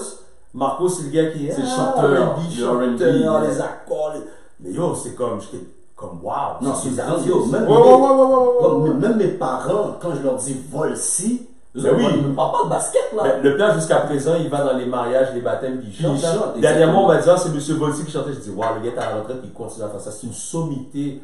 Donc, ils sont ça dans le sang. Exactement. Ils ont ça dans le sang. Mais tu vois, pour finir avec ce sujet-là, moi, j'ai toujours cru. Je m'attendais à ce que tu me dises que c'était Claude Delma ou Marco. Ah, attention, Claude, maintenant, c'est autre chose. Parce que moi, juste pour faire une entrée de jeu là-dessus, Claude, c'est autre chose. Je me rappelle, j'avais 12 ans. J'allais à l'école secondaire Luriel sur Rosemont. Ouais. On avait notre propre tournoi. Claude jouait pour les Nobel de Laval. Ouais. Il y avait dans ce temps-là des dreads. Tu vois, aujourd'hui, tout le monde est à la mode. Dans le temps, personne portait des dreads. C'est un mouvement. Lui, il y avait déjà des dreads là. Comme si, on sait que notre tête, la tête de moi, il l'aide. Ouais. Non, Lui, c'était back then là. C'était Natty dread. Exactement. À la Boudjou Bantam. Il est venu dans le tournoi, ils ont été en finale. Les deux noms, je me rappelle cette équipe-là, c'est Claude Delma et Olivier Hector. Ouais. Ces deux noms-là, Olivier Hector, c'est un gros africain, métis là, gros nègre là. Allez, faites vos recherches, les gars. Ils ont joué en finale contre Dawson Community avec Lennox Malcolm et Nigel Peters. Les gars, Google. Là, on vous donne des gros noms du basket québécois, guys. Nigel Peters, Lennox Malcolm, Nigel Peters. Je me rappelle là, la game s'est jouée. Premièrement, nous, on venait d'installer des glassboards. Olivier a pété une vis du glassboard. On venait de les installer à l'Oriel. Ça, c'est tellement le don qui était sauvage. Yo, le don dans le warm-up était sauvage. Dans le warm-up, j'aime ça. Il a pété une vis. J'aime ça. Retarder la game, tout bref, voir si le panier est réglementaire. J'aime ça. Finalement, les gars jouent la game. Les gars, le jouement en perspective. On est en 1997. J'aime ça. Tu montes sur le terrain, tu as un point de guard avec des cheveux codés qui fait 6 pieds 4 avec un pouce mal formé. Non, il faut le préciser. En passant, c'est le pouce mal formé qui fait son basket. C'est ça qui fait tout son charme. Les gars, c'est pas le big man là. Aujourd'hui, il y a encore des big men, des 6-4 centers. C'était le point guard. Il jouait contre d'autres points de guard. Lennox Malcolm, c'est un petit point de guard de comme 5 pieds 8, 5 pieds 9, ultra rapide là. Claude Delma, qu'est-ce que je l'ai vu faire, Jerry, cette journée-là, ça m'a marqué à vie. Puis tout le gym. Puis nous, on a connu. Moi, j'avais Junior Bonhomme à l'Uriel. Je connais des points de guard. J'avais Rossini Bonhomme. Je connais des points de guard. J'ai joué des gros points de guard. Fait quand j'ai vu Claude à 6'4 faire ce qu'il a fait, t'es pas 6'4, puis t'es grand. What? Tu comprends? Moi, j'ai peur de dribbler le ballon. This is not my job. Moi, mets-moi en bas, s'il te plaît. Je reffuck le Big Ben. J'avais jamais vu de mes yeux Puis dans ce temps-là, j'avais pas encore vu Manix de mes yeux. J'avais pas encore vu. C'est la première fois que je voyais un niveau de talent comme ça que personne sur le court. Tu peux avoir une meilleure équipe qui gagne la game, mais lui, tu peux rien faire contre lui. Non. Ça, c'était Claude. C'est pour ça que moi, je pensais que tu m'aurais dit Claude ou Marco. Parce qu'il faut comprendre, Mario, puis tu peux demander à n'importe quel gars de Diamond, ils vont te dire on l'appelait Hero pour ça. Claude maintenant, c'est le X-Factor. Claude, c'est ça qu'il faut comprendre. Claude, il est en orthodoxe. Exactement. Et personne ne peut surveiller un gars comme ça. Non, exactement. Mais les gens ne savent pas que quand on était à Saint-François, Claude, lui, quand il était au parc, son trip, c'est de faire des moves qui sont pas logiques. Et Claude aussi, ce que le monde ne sait pas, il est comme invertébré de même. Donc lui, il utilisait son côté invertébré pour faire des moves. Il les faisait au parc. Qu'est-ce qu'il fait, Claude? Il faisait... Mais il a tellement master ce côté en orthodoxe qu'il était... Tu peux pas checker Claude. Il y avait des lay-ups, des dribbles qui faisaient... Juste sa fête, Claude faisait une fête sur la pointe des pieds. Bon, il était sur la pointe des oreilles comme une ballerine. Le monde saute, il fait un dribble, kiss the rim, il a fini, puis il s'est pas forcé, il n'y a rien fait de spécial. Là. Comme Claude et Rodson, c'est les 2 gars que j'ai vus les plus bizarres avec leur corps et les plus skills. Mais ce que je respecte avec Claude, c'est que c'est le seul gars qui a travaillé en sachant qu'il était en orthodoxe, c'était invertébré. Il a dit, je veux utiliser ça à mon avantage. Il a utilisé contre nous les plus vieux, puis quand il était avec les plus jeunes, c'était de la blague. Ah, c'était fou. Puis Claude est lent, là, quand tu le regardes, il est pas vite, mais non. Le move est bien fait. Oui, il lit, puis il réagit en fonction de ce que tu fais. Mais c'est le X factor. Comme n'importe qui savait que, oui, Mario est là, Ricky est là, mais si Claude est là, ils sont chargés. Parce que personne ne peut surveiller Claude. Est-ce que tu penses que Claude et Manix sont des talents NBA s'ils auraient joué dans le era aujourd'hui? Oui. Manix, honnêtement, c'est parce qu'il était mal encadré, puis il n'a pas été bien conseillé, puis il s'est fait avoir par certaines personnes. Ça, selon certaines informations que j'ai eues. Moi, je te dis, moi, je te confirme. Lui, c'est ça qui est arrivé. Okay. Quand ça vient à Claude, c'est les décisions qu'il a prises dans sa vie. Oui. Et tu sais pourquoi. Moi, personnellement, je sais pourquoi. Et c'est ça qui a fait. C'est Claude qui peut nous raconter ce juste. Mais Claude a pris des décisions. Mais quand tu es un gars loyal, ça arrivera à n'importe qui. C'est ça. C'est ça que les gens vont voir. Quand tu es loyal, je suis désolé, même moi j'aurais pris parce que je suis comme ça, je suis loyal, puis les gars, ok, you're part of it, je suis part of it, comme ça. J'ai été victime aussi. J'ai été victime. Bon, j'en victime, mais pas au point. Moi, je suis parti au Manitoba pour éviter ce problème-là. Moi, je l'ai vu venir, j'ai battu mes fesses. Mais les gars, bon. Moi, j'ai les insides. Toi, je sais, je vais pas aller là. Pendant qu'on parle de Manitoba, oui. Avant qu'on commence, là, on parlait de un peu partout. Ouais. T'as été au Manitoba pour basket ou pour changer de vie? Honnêtement, changer de vie. That's it. Yo, je suis parti au mois d'août. Il faut faire ça. Moi, j'étais à Boston, changer de vie. Toi, tu l'as fait? Ben, je suis allé à Boston. Je suis allé à Boston, j'ai fait ce que j'ai fait, puis je suis revenu. Exact. Tout le monde a un petit moment de leur vie. T'as pas le choix. Hey, it's rough. À Montréal, c'est rough. Ah, c'est rough. Moi, je vais vous dire, de ma maisonnée à moi, c'était rough quand il est parti. Thanks, cuz. Yo, c'était rough. Yo, tampon, bro. Yo, Éclair, je one love. Mais bon, bro. Ça, c'est bon. Le monde ne sait même pas qu'on est cousins, hein. Le monde ne savent pas. Ah, ils savent. L'affaire aussi, c'est que maintenant, t'es tellement sage comparativement à moi que le monde dit, yo, Jerry et Éclair, ça ne marche pas. Non, mais parce qu'ils ne savent pas que j'étais dans. Comme quand tu t'as dit, quand je t'ai dit, influencer l'autre. C'est ça. Yo, c'est quand ma mère me parle et dit, ah, Éclair, tellement semble à Jerry. Mais bon, moi, je dis merci, moi. Mais bon. Maintenant, pour retourner plus vers le présent. Ouais. Maintenant, hein, Mario et Yul sont les coachs à l'UQAM. Exact. Avec toute l'expérience qu'ils ont, le basket qu'ils ont joué, puis on va sûrement retourner un petit peu plus tard sur d'autres choses, mais avec tout le basket qu'ils ont joué, c'est quoi l'impact puis l'influence que tu penses qu'ils peuvent avoir pour les joueurs d'aujourd'hui, surtout les joueurs que eux ils coachent. Ouais. Yul, surtout c'est pour la ligue. Je vais te donner un exemple. Yul, c'est un gars qui a toujours été petit. Yul a toujours été petit, puis je me rappelle. Underrated, petit. Puis les gens refusaient de prendre Yul dans les équipes, ils se faisaient couper parce que il est trop petit. Puis Yul, à un moment donné, a juste poussé, il montait 6 pieds 2. Donc quand Yul est venu me voir. Il faut que tu donnes la parenthèse. Ouais. Yo les gars, les Nobel de Laval ont déjà coupé Yul. Yo, donc coupé Yul. Les gens savent pas que le Nobel, dans mon temps, le Nobel était dans le top 3 du Québec, là, comme. C'était l'équipe, là. Maintenant, pensez-y, guys. C'est comme à peu près, je dis pas que c'est Michael Jordan, mais le partenaire, présentement, il est clairement top 5 des meilleurs points de garde de l'histoire du Québec. Ouais. Il s'est fait couper au secondaire à Nobel.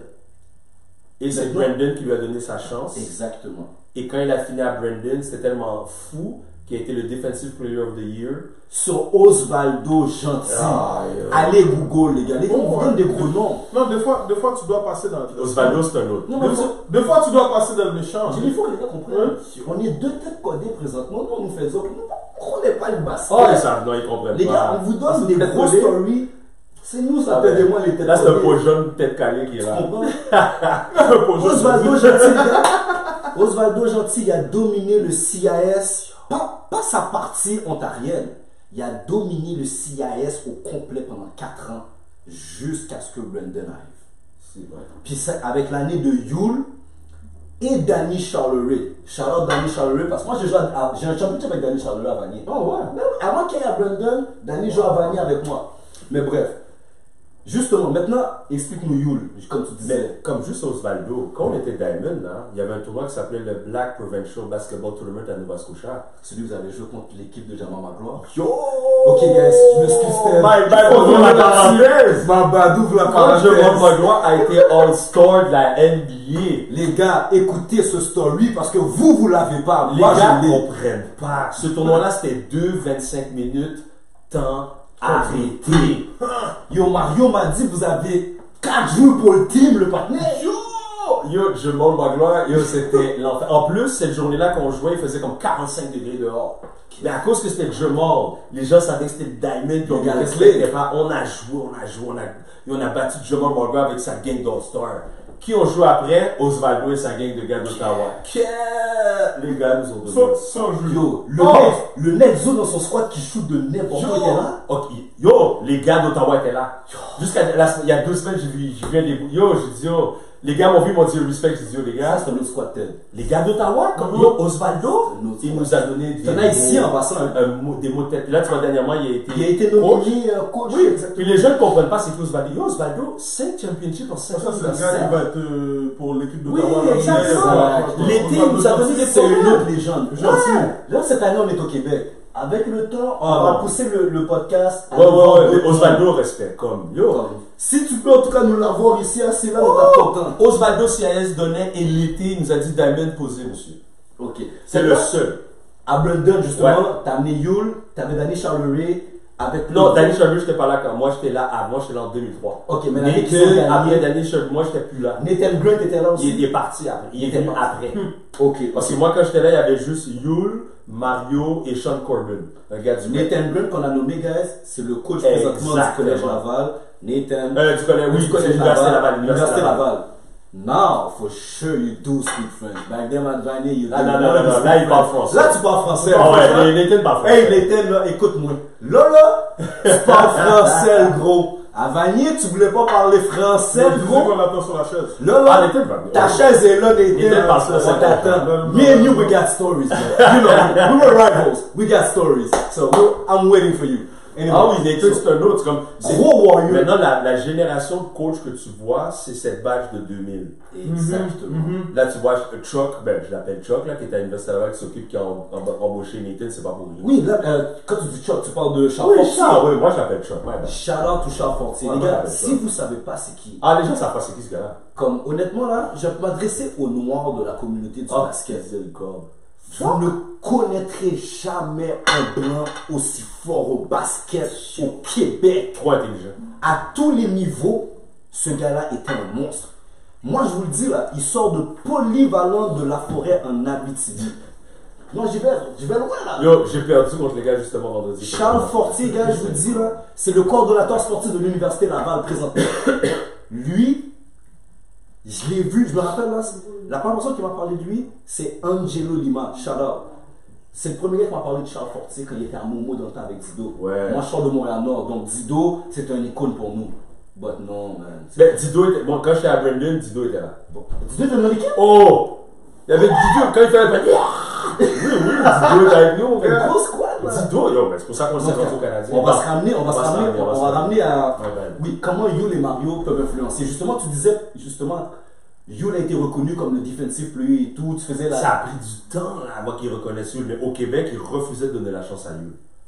Et c'est pour ça qu'avec le Diamond Ballers, les gens ont commencé à voir qu'est-ce gars-là, c'est un général, il faisait paraître tout le monde bien autour de lui. Et ça, là, les gens ont fait oh! J'étais allé dans un tournoi à Bishop, même chose, la fille est tellement bonne que c'est pas elle qui doit être nice. Bro, la seule affaire qu'elle fait, c'est qu'elle pousse la balle à la première devant le panier. Yo! Make the team look good. Yo! You look good regardless. As long as you make the team look good, bro. Toi, t'es wonderful. On l'appelait les Young Yul. Parce que tout le monde le prenait pour un jeune. Ouais. Jusqu'à aujourd'hui, on l'appelle Young Yul. Il a l'air jeune encore d'ailleurs. Oh, yo, c'est le seul qui peut gérer des moons fous comme ça. Ok, fait que c'est comme si.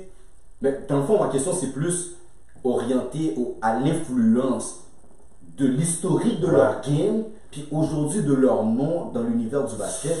Malheureusement, la badge d'aujourd'hui ne savent pas ce que Mario et Yul ont fait. Ils savent pas c'est ça. Je pense là que présentement. C'est pour ça que cette émission est importante. Exactement. Ouais. Ce qu'on est en train de faire là, c'est pas. Ben, c'est un bridge. Oui. Right? On va prendre l'ancienne génération, on va prendre les nouveaux, on va les mettre ensemble dans un même pot. Puis on va s'assurer que les plus vieux connaissent les plus jeunes, mais que surtout les plus jeunes savent qui est encore pour eux. Ils savent pas là. Clairement, ils savent pas. Mais en même temps, est-ce qu'on peut les blâmer? Parce non, qu'on pas les blâmer. On n'avait pas d'internet, on n'avait pas d'Instagram, on n'avait pas l'accès à l'information.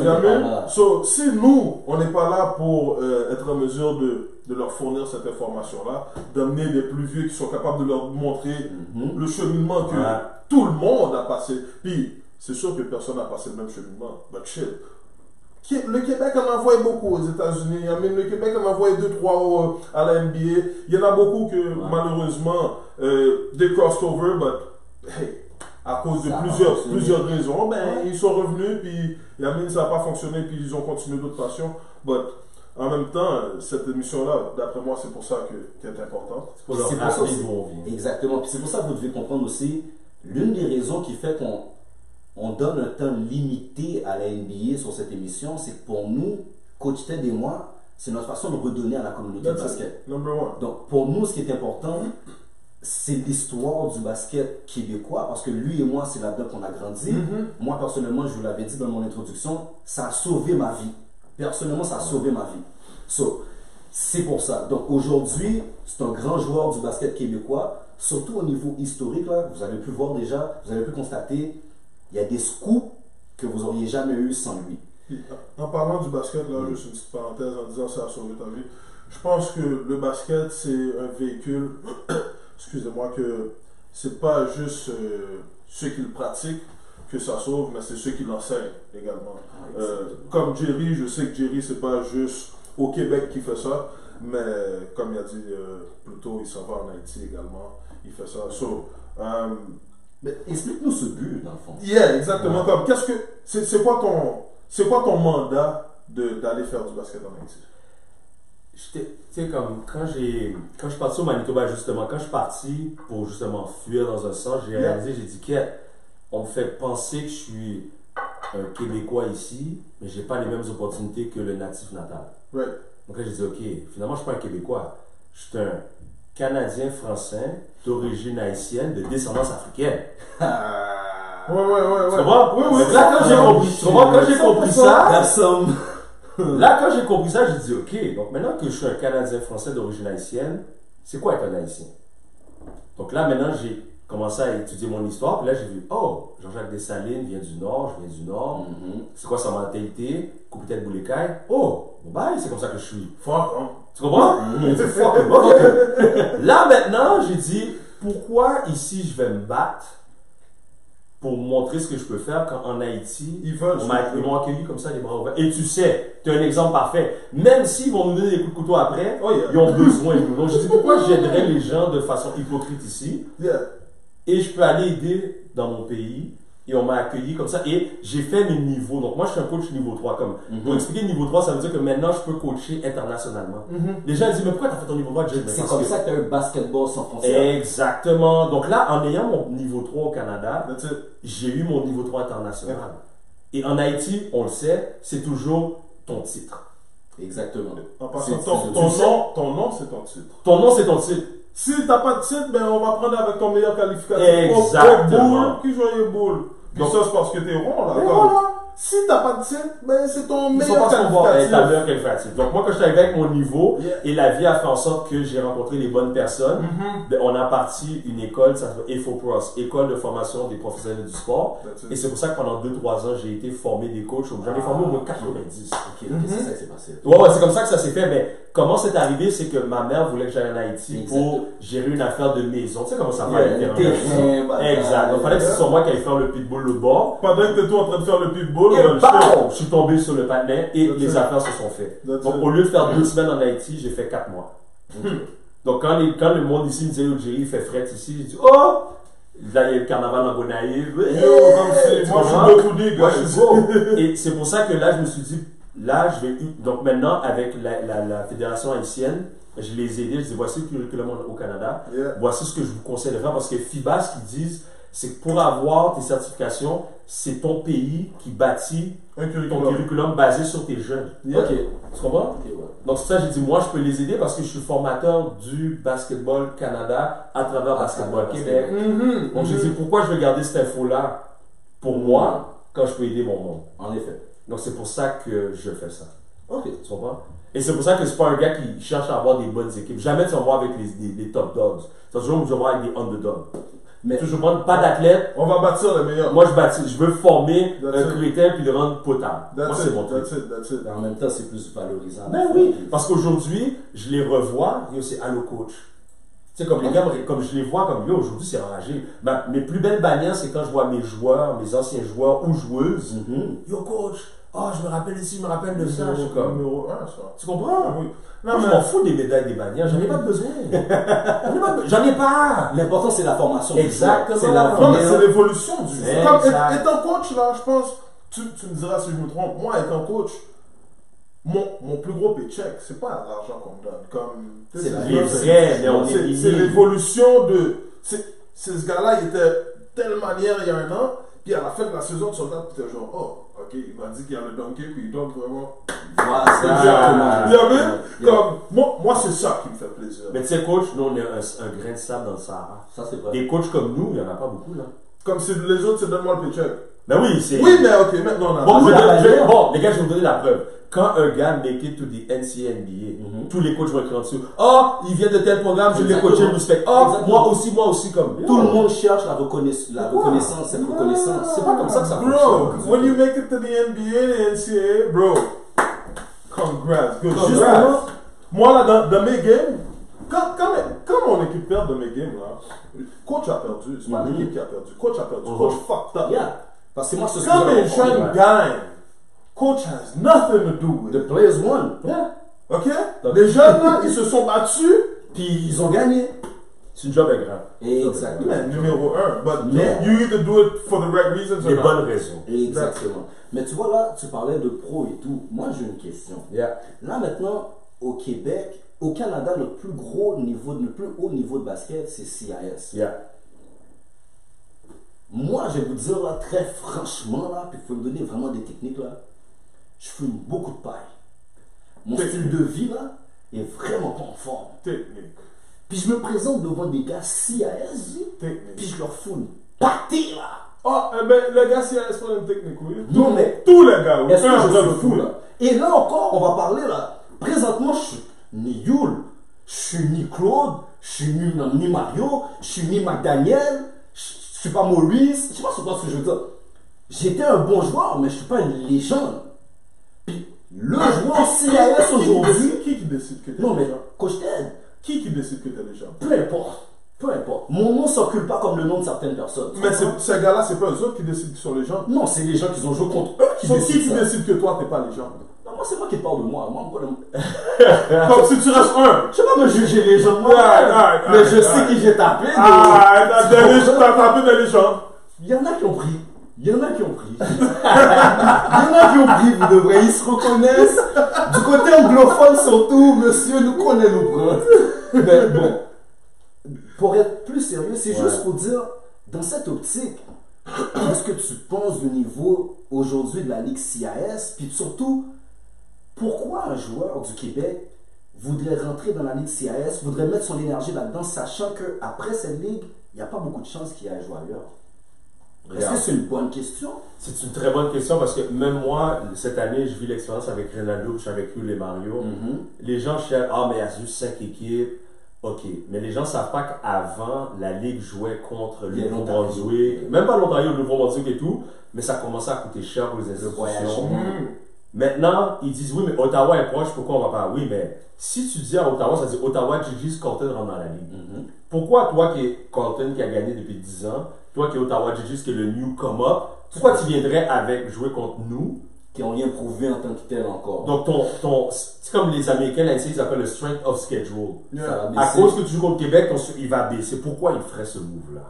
Tu comprends? Donc, maintenant, c'est pour ça que là, ils disent pourquoi Polytechnique ouvre pas une équipe, pourquoi Université de Montréal ouvre pas une équipe. Ils ont pas les choix. Il y a la question du bassin aussi. Mais maintenant, qu'est-ce qu'il y a avec le bassin? Retournons au secondaire. Combien de gars qu'on connaît au secondaire qui ont détruit la ligue secondaire? Puis qui n'ont même pas gradué. Exactement. Les gars ont gradué, mais ils n'ont pas diplômé. Parce qu'il y a une différence entre des gars gradués et des gars diplômés. Il y a des gars qui graduent, mais ils n'ont pas de diplôme. Tu peux pas aller à l'autre étape. Exactement. Maintenant, quand j'étais à Brandon, j'ai vu que finalement, tu peux faire un secondaire 6 comme en Ontario et à l'universitaire à 18 ans. Le monde ne sait pas qu'au Québec, le collégial est là parce que quand il y a les baby boomers, on les appelle baby boomers, il y avait trop d'enfants, il n'y avait pas assez de place universitaire, il fallait faire une structure de 2-3 ans pour ralentir le tout. Maintenant qu'au Québec, ils font moins de 1,9 enfants par famille. Parce que tu sais, pour qu'une société puisse survivre, il faut que tu fasses 1,9. Au Québec, c'est 1,8.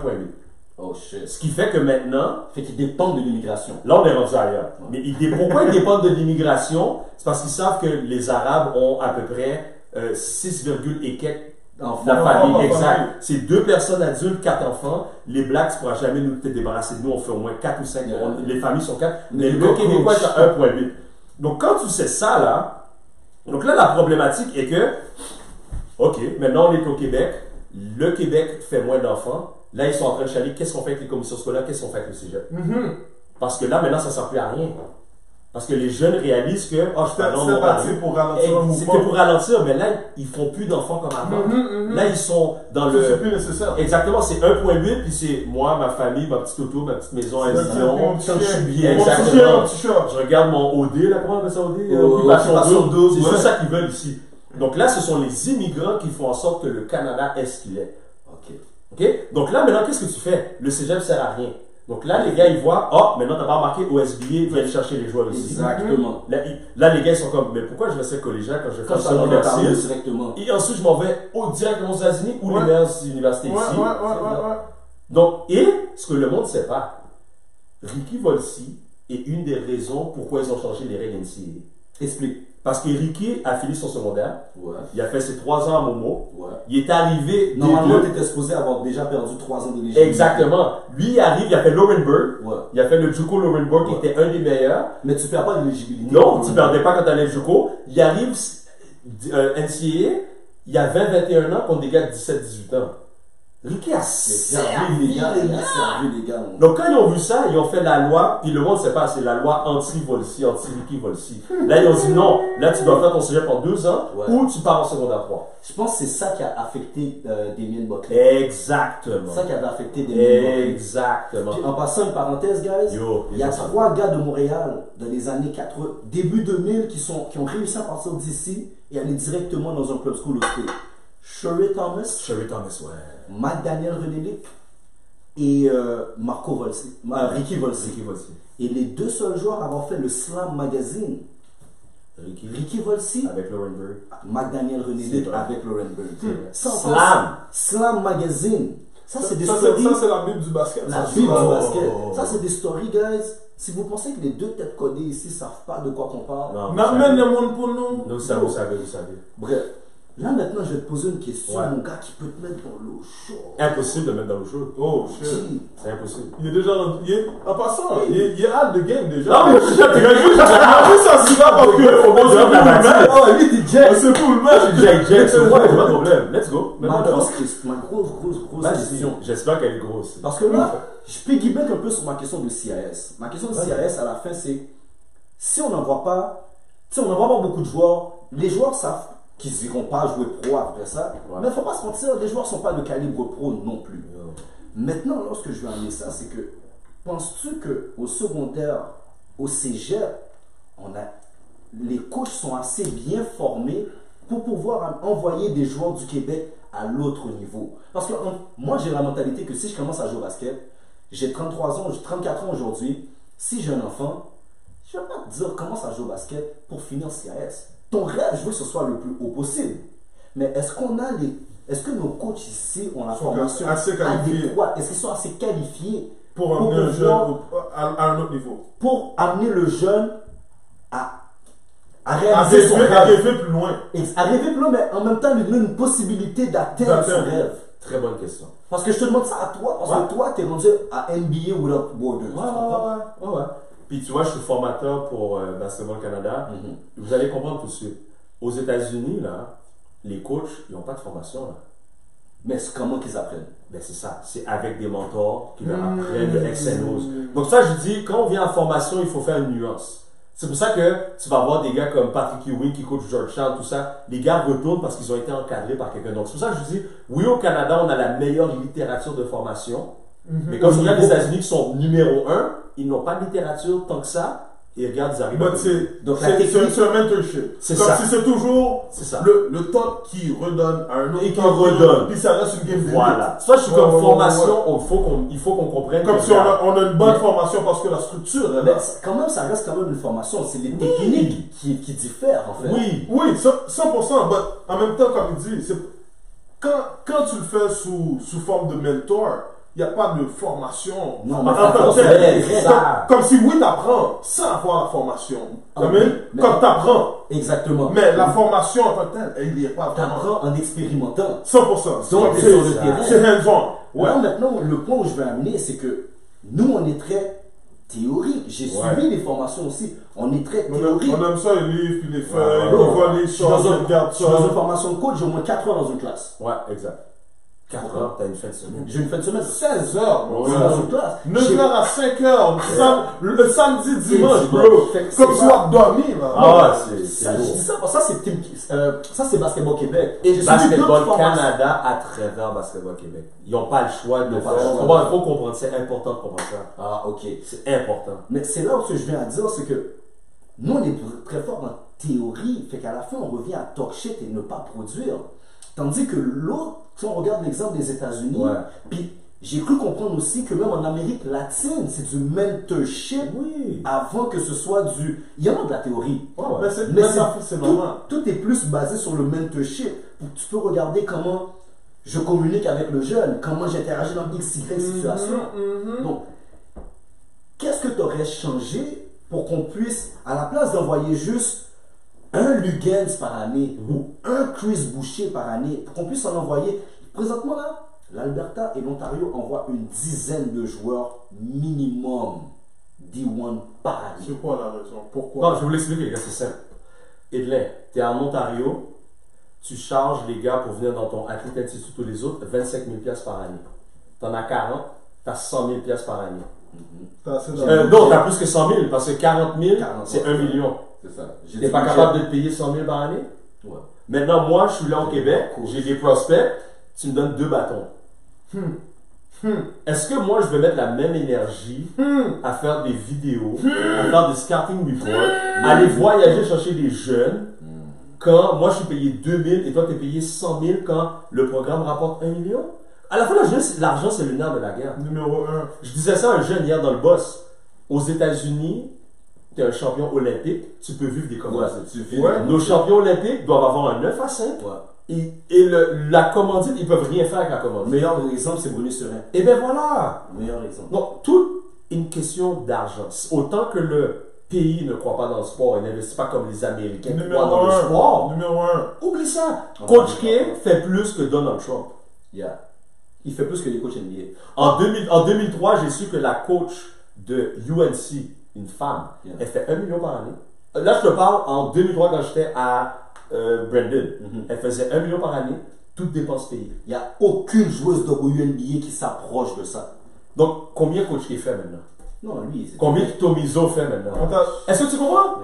Donc, quand tu es payé 1 million, bro, tu es motivé à faire certaines choses beaucoup plus que le c'est pas seulement ça, c'est parce que si dans 2-3 ans, tu n'as pas les résultats, on va te dire dehors. Non, mais de toute manière, avec 1 million, tu as l'argent pour avoir des ressources. Ok, là j'ai exagéré, j'étais dans le top, mais il y a des coachs qui font. Yo, dans le CIS en ce moment, il y a des coachs qui font entre 50 à 120 000 Canadiens. Là. Oh, ouais. Ok. Je sais pas que les gars du CIS pouvaient vivre de ça. Mario Vitsa, man. De viewer Vitsa. Les gars, je pensais pas que je vais répéter ça. Au universitaire, les coachs font entre 50 à 120 000. Dans le D1 provincial, où ce que moi je coach. Dans le provincial, où ce que je coach, les coachs font entre 5 000 à 25 000. Ouais. Comment serait-il qu'au collégial, tu vas faire 2 000? Ouais, la parité est fou. Tu sais, comme, tu arrives collégial, donc moi dans le sport études, mes gars, ils pratiquent au moins 15 heures semaine. Là, tu arrives collégial, 10 heures semaine, le coach est payé 2-3 000, ou, ok, on va dire 10 000, même si c'est 10 000, c'est pas assez. Podcast comme là. Ouais, le reste. Au secondaire, tu te mets le good. Puis là, t'es vraiment bien payé. D2, D3, mais D1, tu fais 5 000 à 15 000. Non, j'ai coaché division. Ok. Ben c'est ça, ça dépend du cas. Oui, c'est vrai. Il est en train de te dire le real talk. My bad. Tu dois aller parler à quelqu'un. C'est 5 000 minimum. Yo, moi je te le dis. Tu dois pas accepter ça. Tu dois parler. Ralph Nelson et moi, d'ailleurs, Ralph s'en vient dans Bon, c'est mon boy. Ralph, je sais. Tu comprends? Tu dois aller parler à quelqu'un. On coachait Division 1 et Ralph Nelson a amené le programme de A à Z à avec Division. des peanuts. Tu comprends? Avec des peanuts. Mais monsieur, il a jamais fait 5000 $. Monsieur, désolé de vous Et dire Ralph a ça. déjà pris dans son corps pour me payer. Désolé de vous dire ça. À Downtown, vous devez aller parler à quelqu'un parce qu'il y a quelqu'un qui a foutu des fautes techniques. En tout cas, my bad. Bref. Donc, tu comprends, c'est une question de. Non, mais en passant, on a besoin du retoire. Mais toi, on va devoir. Si Tu vas devoir revenir à l'émission. Moi, je vais le faire comme toi. Tu vas devoir revenir à l'émission. Non, pose-moi les bonnes questions. Faut que tu comprennes qu'on est obligé de séparer l'émission quand même en séquence, parler de certaines choses. Il y a des questions que j'ai pas pu te poser. Il y a des points. Parce qu'on est pris dans le temps. Ah, ok. On a une question de temps. Le posant, on va une pick-up là. T'as oublié, t'as une famille là. On voit ça. famille. Ça ne doit pas partir. Lui, il veut pas des techniques. Lui, On va finir de moi une. Jerry m'a envoyé, il m'a demandé. Il ne veut pas partir. Il y a là pour faire des techniques. Dès que c'est bien, j'ai dit, pose des questions, vas-y. La vraie question. La question que moi, honnêtement, quand j'étais joueur, qui m'a frustré, puis je vais vous expliquer la vraie parenthèse qui m'a frustré. Quand j'étais cadé à Saint-Ex, on a eu une saison là, 50-0 tel et moi. Undefeated. Ouais, comme si. Vous jouez qui avec Saint-Ex, vous? Kevin était plus jeune. Non, Kevin n'était pas dans l'équipe. Kevin était bébé, ça, c'est le gars qui nous regardait qui était jeune. Le grand frère de Kevin jouait dans l'équipe. Je vois qu'il vous. Okay, on a fait 50-0. Ok? On a battu Henri Bourassa. On a dominé la ligue à un autre niveau. Marché sous moi. Ted avait un gros nom dans ce temps-là. Il y avait un autre point de garde dans l'équipe qui s'appelait Steve Tassi, qui avait un gros nom dans ce temps-là. Moi, après cette saison-là, c'est là que mon nom a commencé à circuler. Mais ces deux gars-là, ça faisait longtemps que le civil, lui depuis Brébeuf, le civil le traquait. Les gars ont décidé d'aller jouer civil. Je les comprends. Parce que le niveau compétition monte et tout. C'est différent. Mais il y a un ultimatum qu'on a vécu. Que si je joue civil, je ne peux pas jouer scolaire. Si je joue scolaire, je ne peux pas jouer civil. 100%. Ça a forcé les gars à prendre une décision. Moi, j'ai décidé, l'année passée, on a gagné, je reste là dans le school. Puis je suis en secondaire 5 en même temps. Fait que moi, toutes mes décisions sont un peu taille. Eux sont une année plus bas. Fait ils ont évolué. Fait qu'on va dire dans ce temps-là, on était les trois. On avait une grosse équipe. On était les trois gars clés, genre. Lui, le big man, le point de guard ont décidé, ils vont jouer civil, ils viennent pas. Yo, j'ai voulu m'arracher la tête, mon gars. Tous les jours, je vois les gars dans l'école, l'ennemi. L'ennemi, c'est sûr. L'ennemi, pour le vrai. Comme si, pourquoi vous ne voulez pas jouer? Moi, je suis ennemi avec les gars. À un moment donné, je comprends. Là, mon nom a commencé à bouger. J'étais déjà avec mon arc vient me voir. Puis là, on a commencé à donner des problèmes aussi. Parce qu'on ne peut pas jouer les deux. Tout ça pour dire, ça m'a toujours créé une frustration de voir la guerre entre le civil et le scolaire. Pour de vrai, c'est quoi qui se passe avec cette histoire? Parce que cette guerre est one way. What the fuck? Parce que la guerre est one way. Le scolaire, ils s'en foutent. Mais Basketball Québec, la foutue mafia, là, comme eux autres mettent toujours des bâtons dans les roues pour tout, mais ils peuvent pas t'offrir mieux. Moi, je vais vous expliquer. Il a fait ici. Ça va, non! Je vais être bref. Tu ne peux pas tuer le civil. Du tout. Tu ne peux pas parce qu'en partant, la GMMA n'offre pas du basket encadré pour les gars. Donc les anglophones seront tout le temps là. Ça, il faut comprendre ça. Ça, c'est numéro 1.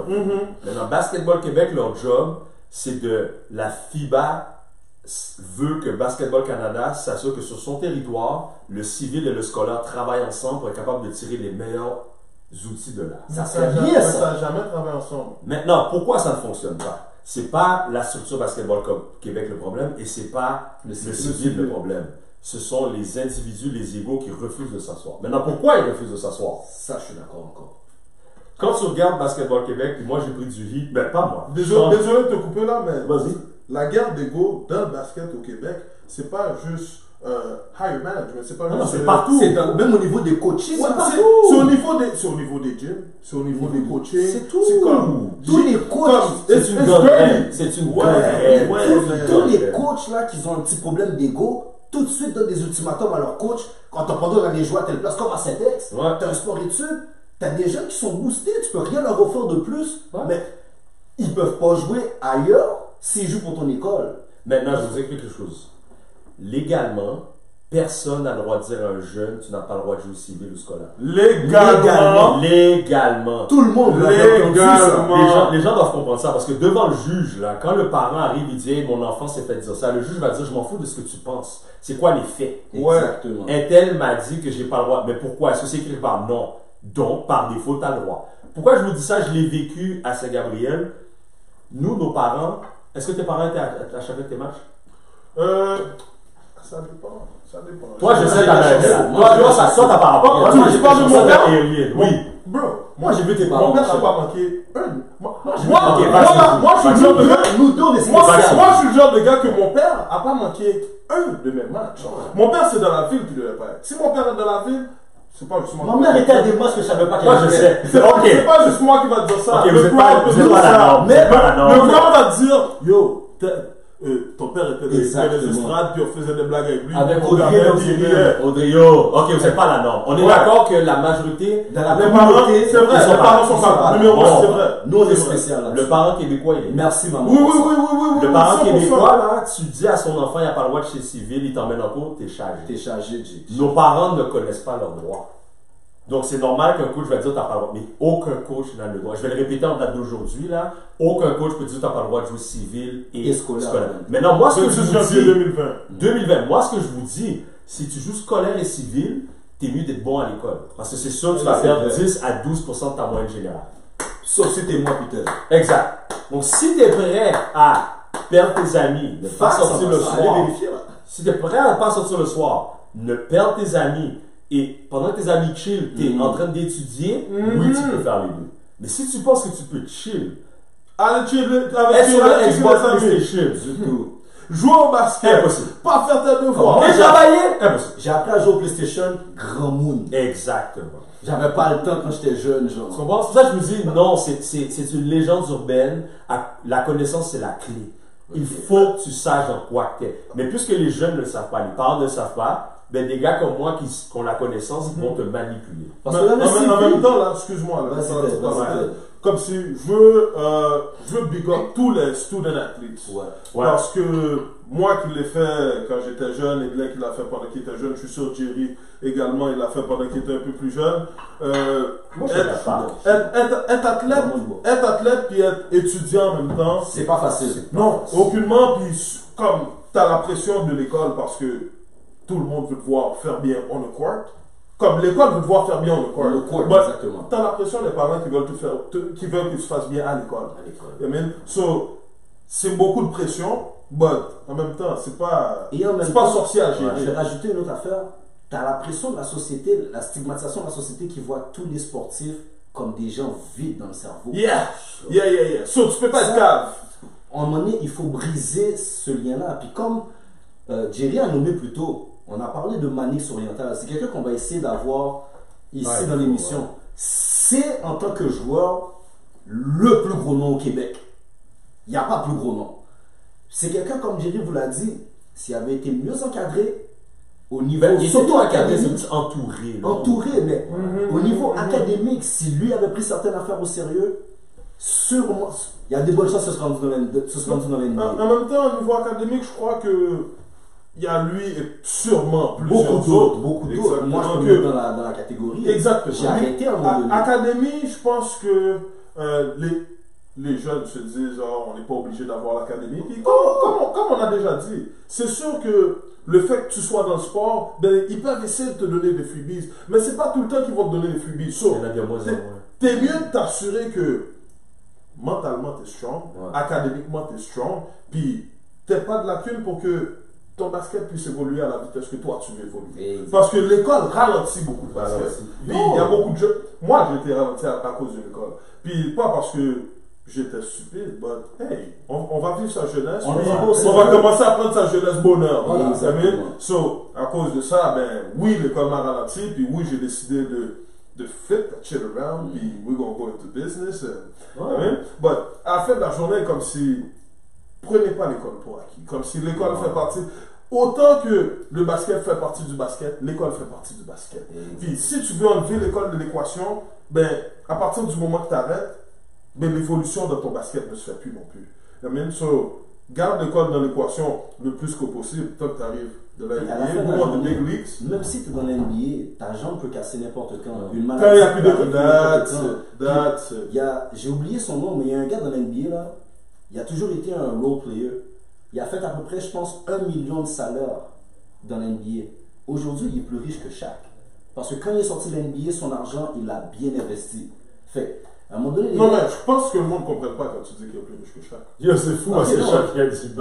Non, le monde ne comprenne pas. Non, quand je vous dis qu'il est plus riche que Shaq, Shaq, c'est docteur Shaquille O'Neal, puis il vaut au moins 404 millions. Non, le monde ne comprenne pas. Comme... Il est vraiment plus riche que Shaq. Shaq rich, là, c'est rich. C'est rich. Non, c'est wealthy rich. Ouais, genre. Donc, à la fin de la journée, guys, le sport peut t'amener à plein niveau. Mais ne pourra jamais t'amener plus haut que le niveau que la personne qui paie le sportif. Oublie pas ça. Quelqu'un doit payer le sportif. Fait qu'à un moment donné, l'école... Moi, je suis pas un gars qui va te dire que pour réussir dans la vie, c'est absolument fait à l'université. Non, c'est pas ça. Ça aide le parcours. Ça aide le parcours, puis il te faut un certain minimum. Guys, vas-y, pousse avec ça. Aujourd'hui, True Story, j'étais avec Keder. J'avais un tournoi mini à mon école. Keder était là avec Félix Leclerc. Puis il va venir s'asseoir aussi. Imaginez, Keder m'a dit aujourd'hui, il m'a dit, yo, Jerry, tu sais que grâce au. Parce que j'ai vu son fils, j'ai dit, yo, ça c'est ton fils. Il m'a dit, oui. J'ai dit, yo, il est terrible là. Là, on parlait, puis il m'a dit, tu sais, Jerry. Le basket a fait en sorte que j'ai pas payé mes études. Il était à Northern Michigan. Il m'a dit aujourd'hui, j'ai pas de pré-bourse à payer. Je viens d'acheter ma caille, j'ai pas de bill. Tu sais combien de personnes aujourd'hui qui nous regardent qui ont encore le pré-bourse à payer? Exactement. Il m'a dit, je comprenais pas ça, mais il m'a dit, mon fils, je vais m'assurer que. Free education. Free education. Le gars que tu t'as vu à l'NCA, puis tu ris de lui. Parce que là, je suis sur les groupes Facebook, là. Je vois les gars rire. Le patin, il est allé, il est revenu même pas fait l'NBA. Il n'y a pas de pré-bourse. Il a voyagé dans tous les pays qui a presque voulu voyager. Ça pour free. Et il n'y a pas de bill. Merci au basket. Et c'est non seulement ça. C'est un alumni dans une école universitaire. C'est un alumni d'une école universitaire de Iowa.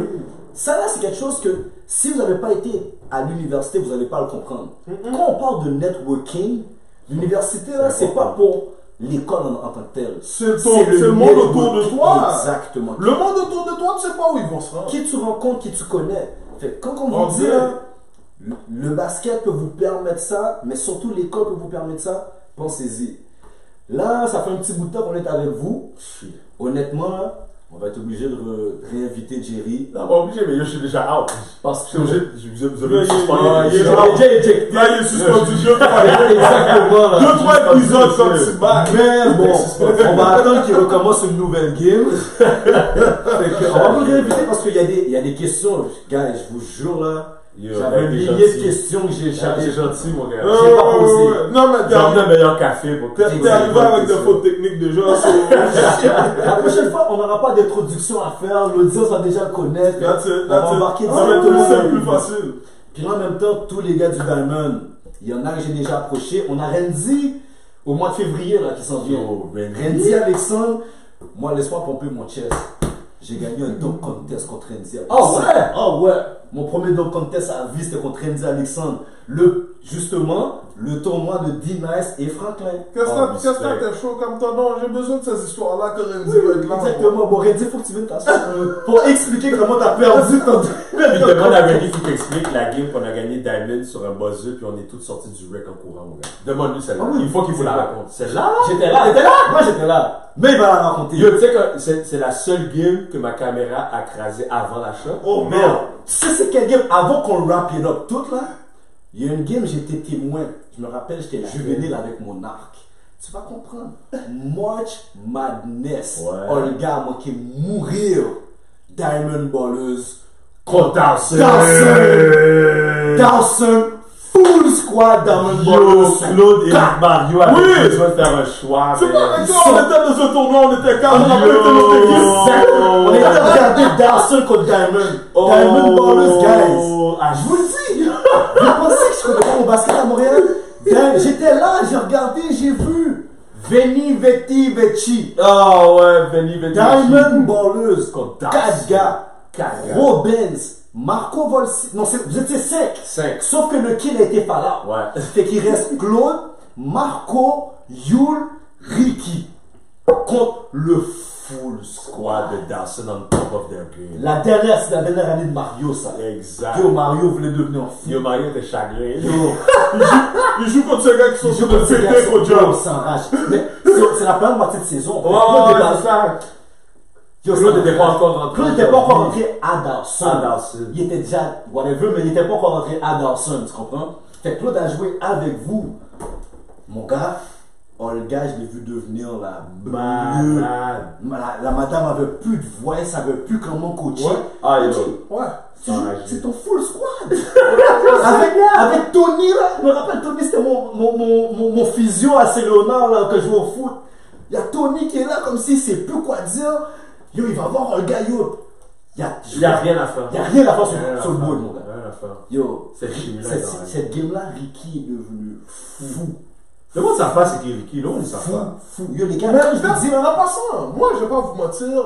La nouvelle génération connaît rien. Ils savent. La nouvelle génération, si tu n'étais pas sur Instagram ou si tu n'étais pas sur TikTok, ils ne te connaissent pas. Les gars pensent que c'est aujourd'hui qu'il y a des stretch big men. Les gars pensent que c'est aujourd'hui. Les gars connaissent pas des gars comme Ricky, justement, tu te la crois comme terrible. Mais, comment il s'appelle le blanc de Kentucky, là? Il a joué Team Québec avec lui, il a joué avec Raja Rondo. Il joue à Champlain. C'est un fou.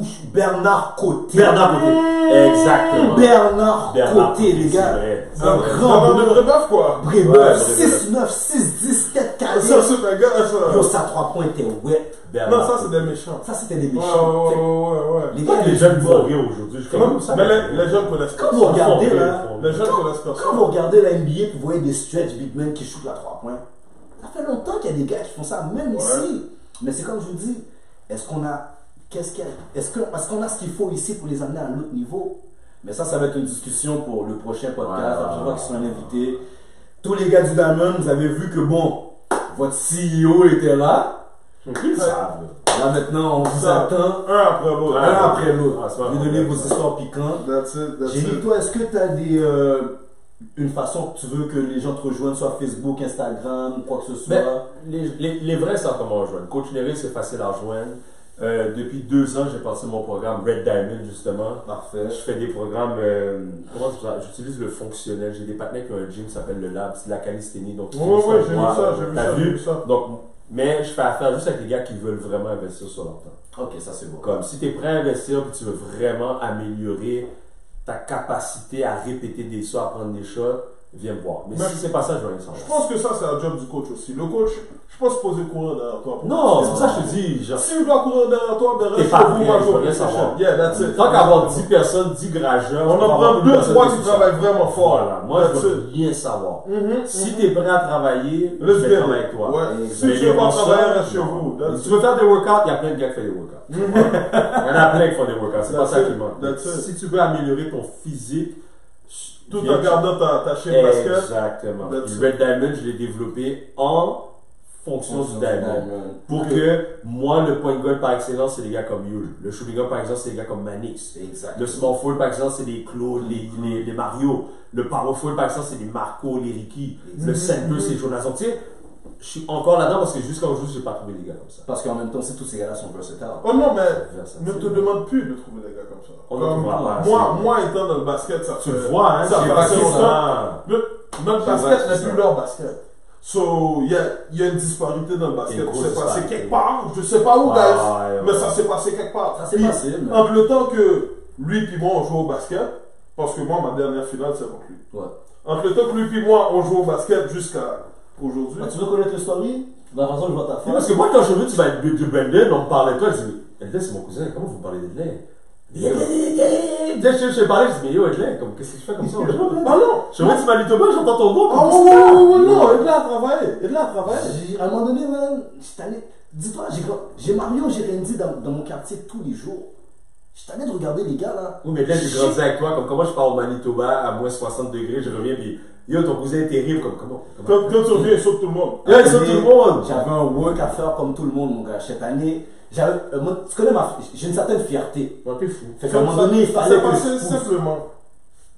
L'hiver, le janvier que Claude est rentré à Dawson, 3, moi je suis rentré à Dawson 2. Moi je suis rentré à Dawson 2.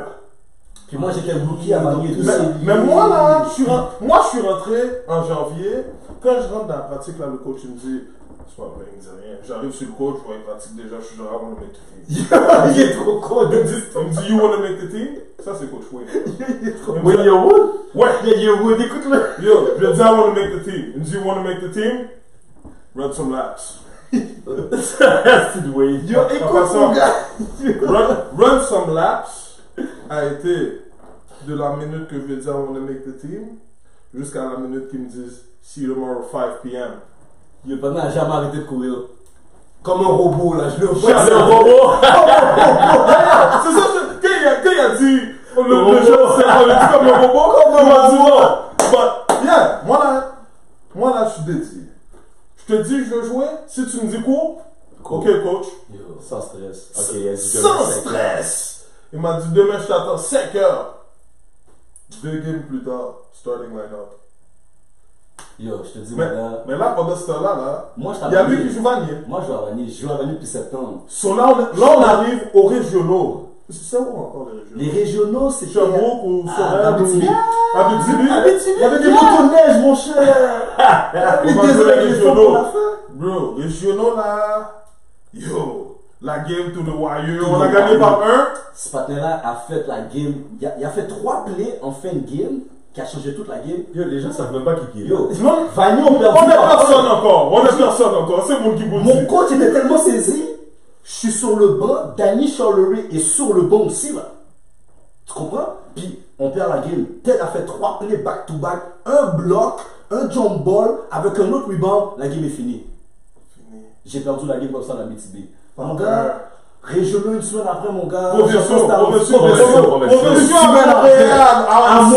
semaine après. Yo, il n'y a même pas de football, mon gars. Il jouerait sous tête maman contre nous qui m'ont sous tête maman, pas perdu game ça. Bro, depuis le jump ball, je t'en démonte. Je suis le seul qui joue dans mon équipe. En passant, j'ai peut-être pris 5 fautes en 3 minutes. C'est le seul qui s'est présenté. Yo, il est partout là sur le terrain. Il est partout, 4e quart. Puis, pour le vrai, je vais pas te mentir, cette game-là, je suis en train de me fendre. Moi, tu sais, je suis un bon bricoleur. Maintenant, ça me brique. Je lancais même des 3 points dans cette game-là. Oh shit. C'était fou là. Oh shit. Mais t'as donné de l'homme la mort, ça je sais. Oh, c'était. Yo, j'ai juré sous le nom de ma mère. Je l'ai pas dit une façon de parler. J'ai dit à mon teammate, oh shit. Pas perdu là. Non, moi, mon équipe m'a let down. Bro, la dernière génération, je goumais là. Puis, fuck, je pouvais plus courir tout seul, guys. Non, guys. Dans tout ça, we still gotta wrap it up. Guys, c'est ça, on va vous ramener Jerry. Nous avons tous eu des gros stories piquants. Les gars du Diamond, on va essayer de tous les avoir. D'ailleurs, next week, on a Dominique Janvier. T'as Bossal? J'ai Bossal next week. Bossal va expliquer sa perspective du Diamond. Comment il a grandi derrière ça. Il a grandi derrière ça, tu comprends? Puis lui, il y a d'autres stories avec les Kalolo, Kenny et Kenny. Lui, il y en a à dire sur moi parce que eux autres, je suis venu les disrespect dans l'SF, tu comprends? Quand je suis rentré dans l'SF, t'as dit ça, les gars, Tony Depp? Oh! Si on parle de basket, j'avais le respect pour une personne. Kenny. Tout le reste est de la merde. 3X. 3X. 3X, c'était le joueur. Puis tout le reste est de la merde. Et lui, il aimait pas ça. Kalolo, il aimait pas ça, mon gars. Bref, guys. On wrap it up. Semaine prochaine, Dominique Janvier. N'oubliez pas d'aller like, share, subscribe. Et follow. Il y a aussi notre page Instagram qui est technicalfoulpodcast.mtl pour voir les prochains invités. Exactement. Puis sur Facebook, Technical Foul Podcast. Sur YouTube, Technical Foul Podcast. That's it. Une autre chose encore, je remercie Jerry encore. C'est notre exactement. C'est notre troisième épisode. Notre deuxième invité. Il est venu nous supporter. Je veux donner un shout-out aussi encore à toutes les personnes qui travaillent derrière la caméra, les gens qui nous ont aidés aussi pour les statistiques. À tous ceux qui like, à tous ceux qui subscribe, on veut vous shout-out aussi. Exactement. Parce que vous nous donnez la passion, comme si vous nous donnez le drive. Continuez à commenter, que les commentaires soient positifs, négatifs. N'oubliez pas les 4 tamelettes, on va toutes les prendre. Une chose que vous devez vous rappeler aussi, c'est du basket. On est à Montréal, puis peut-être des mots on est haïtiens. Ça va être franglais, slang et tout. Et à la rigueur, si tu comprends pas le créole, ça fait gado. Google vient là-dedans, il y a créole haïtien. Puis, une autre chose encore, une dernière chose. Nous là, on n'a pas rien demandé à personne. On n'a rien demandé à personne. Bon, tête, oui. C'est notre plateforme. That's it. On fait notre truc pour nous. On fait vidéo pas, on fait vidéo pas. Exactement ça. À partir de là, mon gars, viens subscribe. Tête codée. Ma vie tête codée. Viens subscribe, viens like, viens share, viens commenter. Exactement. Bro, fais tout ce que tu veux sur la page. Moi, je le prends avec grand respect, avec énormément de valeur. Exactement. Just let me do me. Sur ce, on se voit la semaine prochaine, même batteur, même batchel. Bow.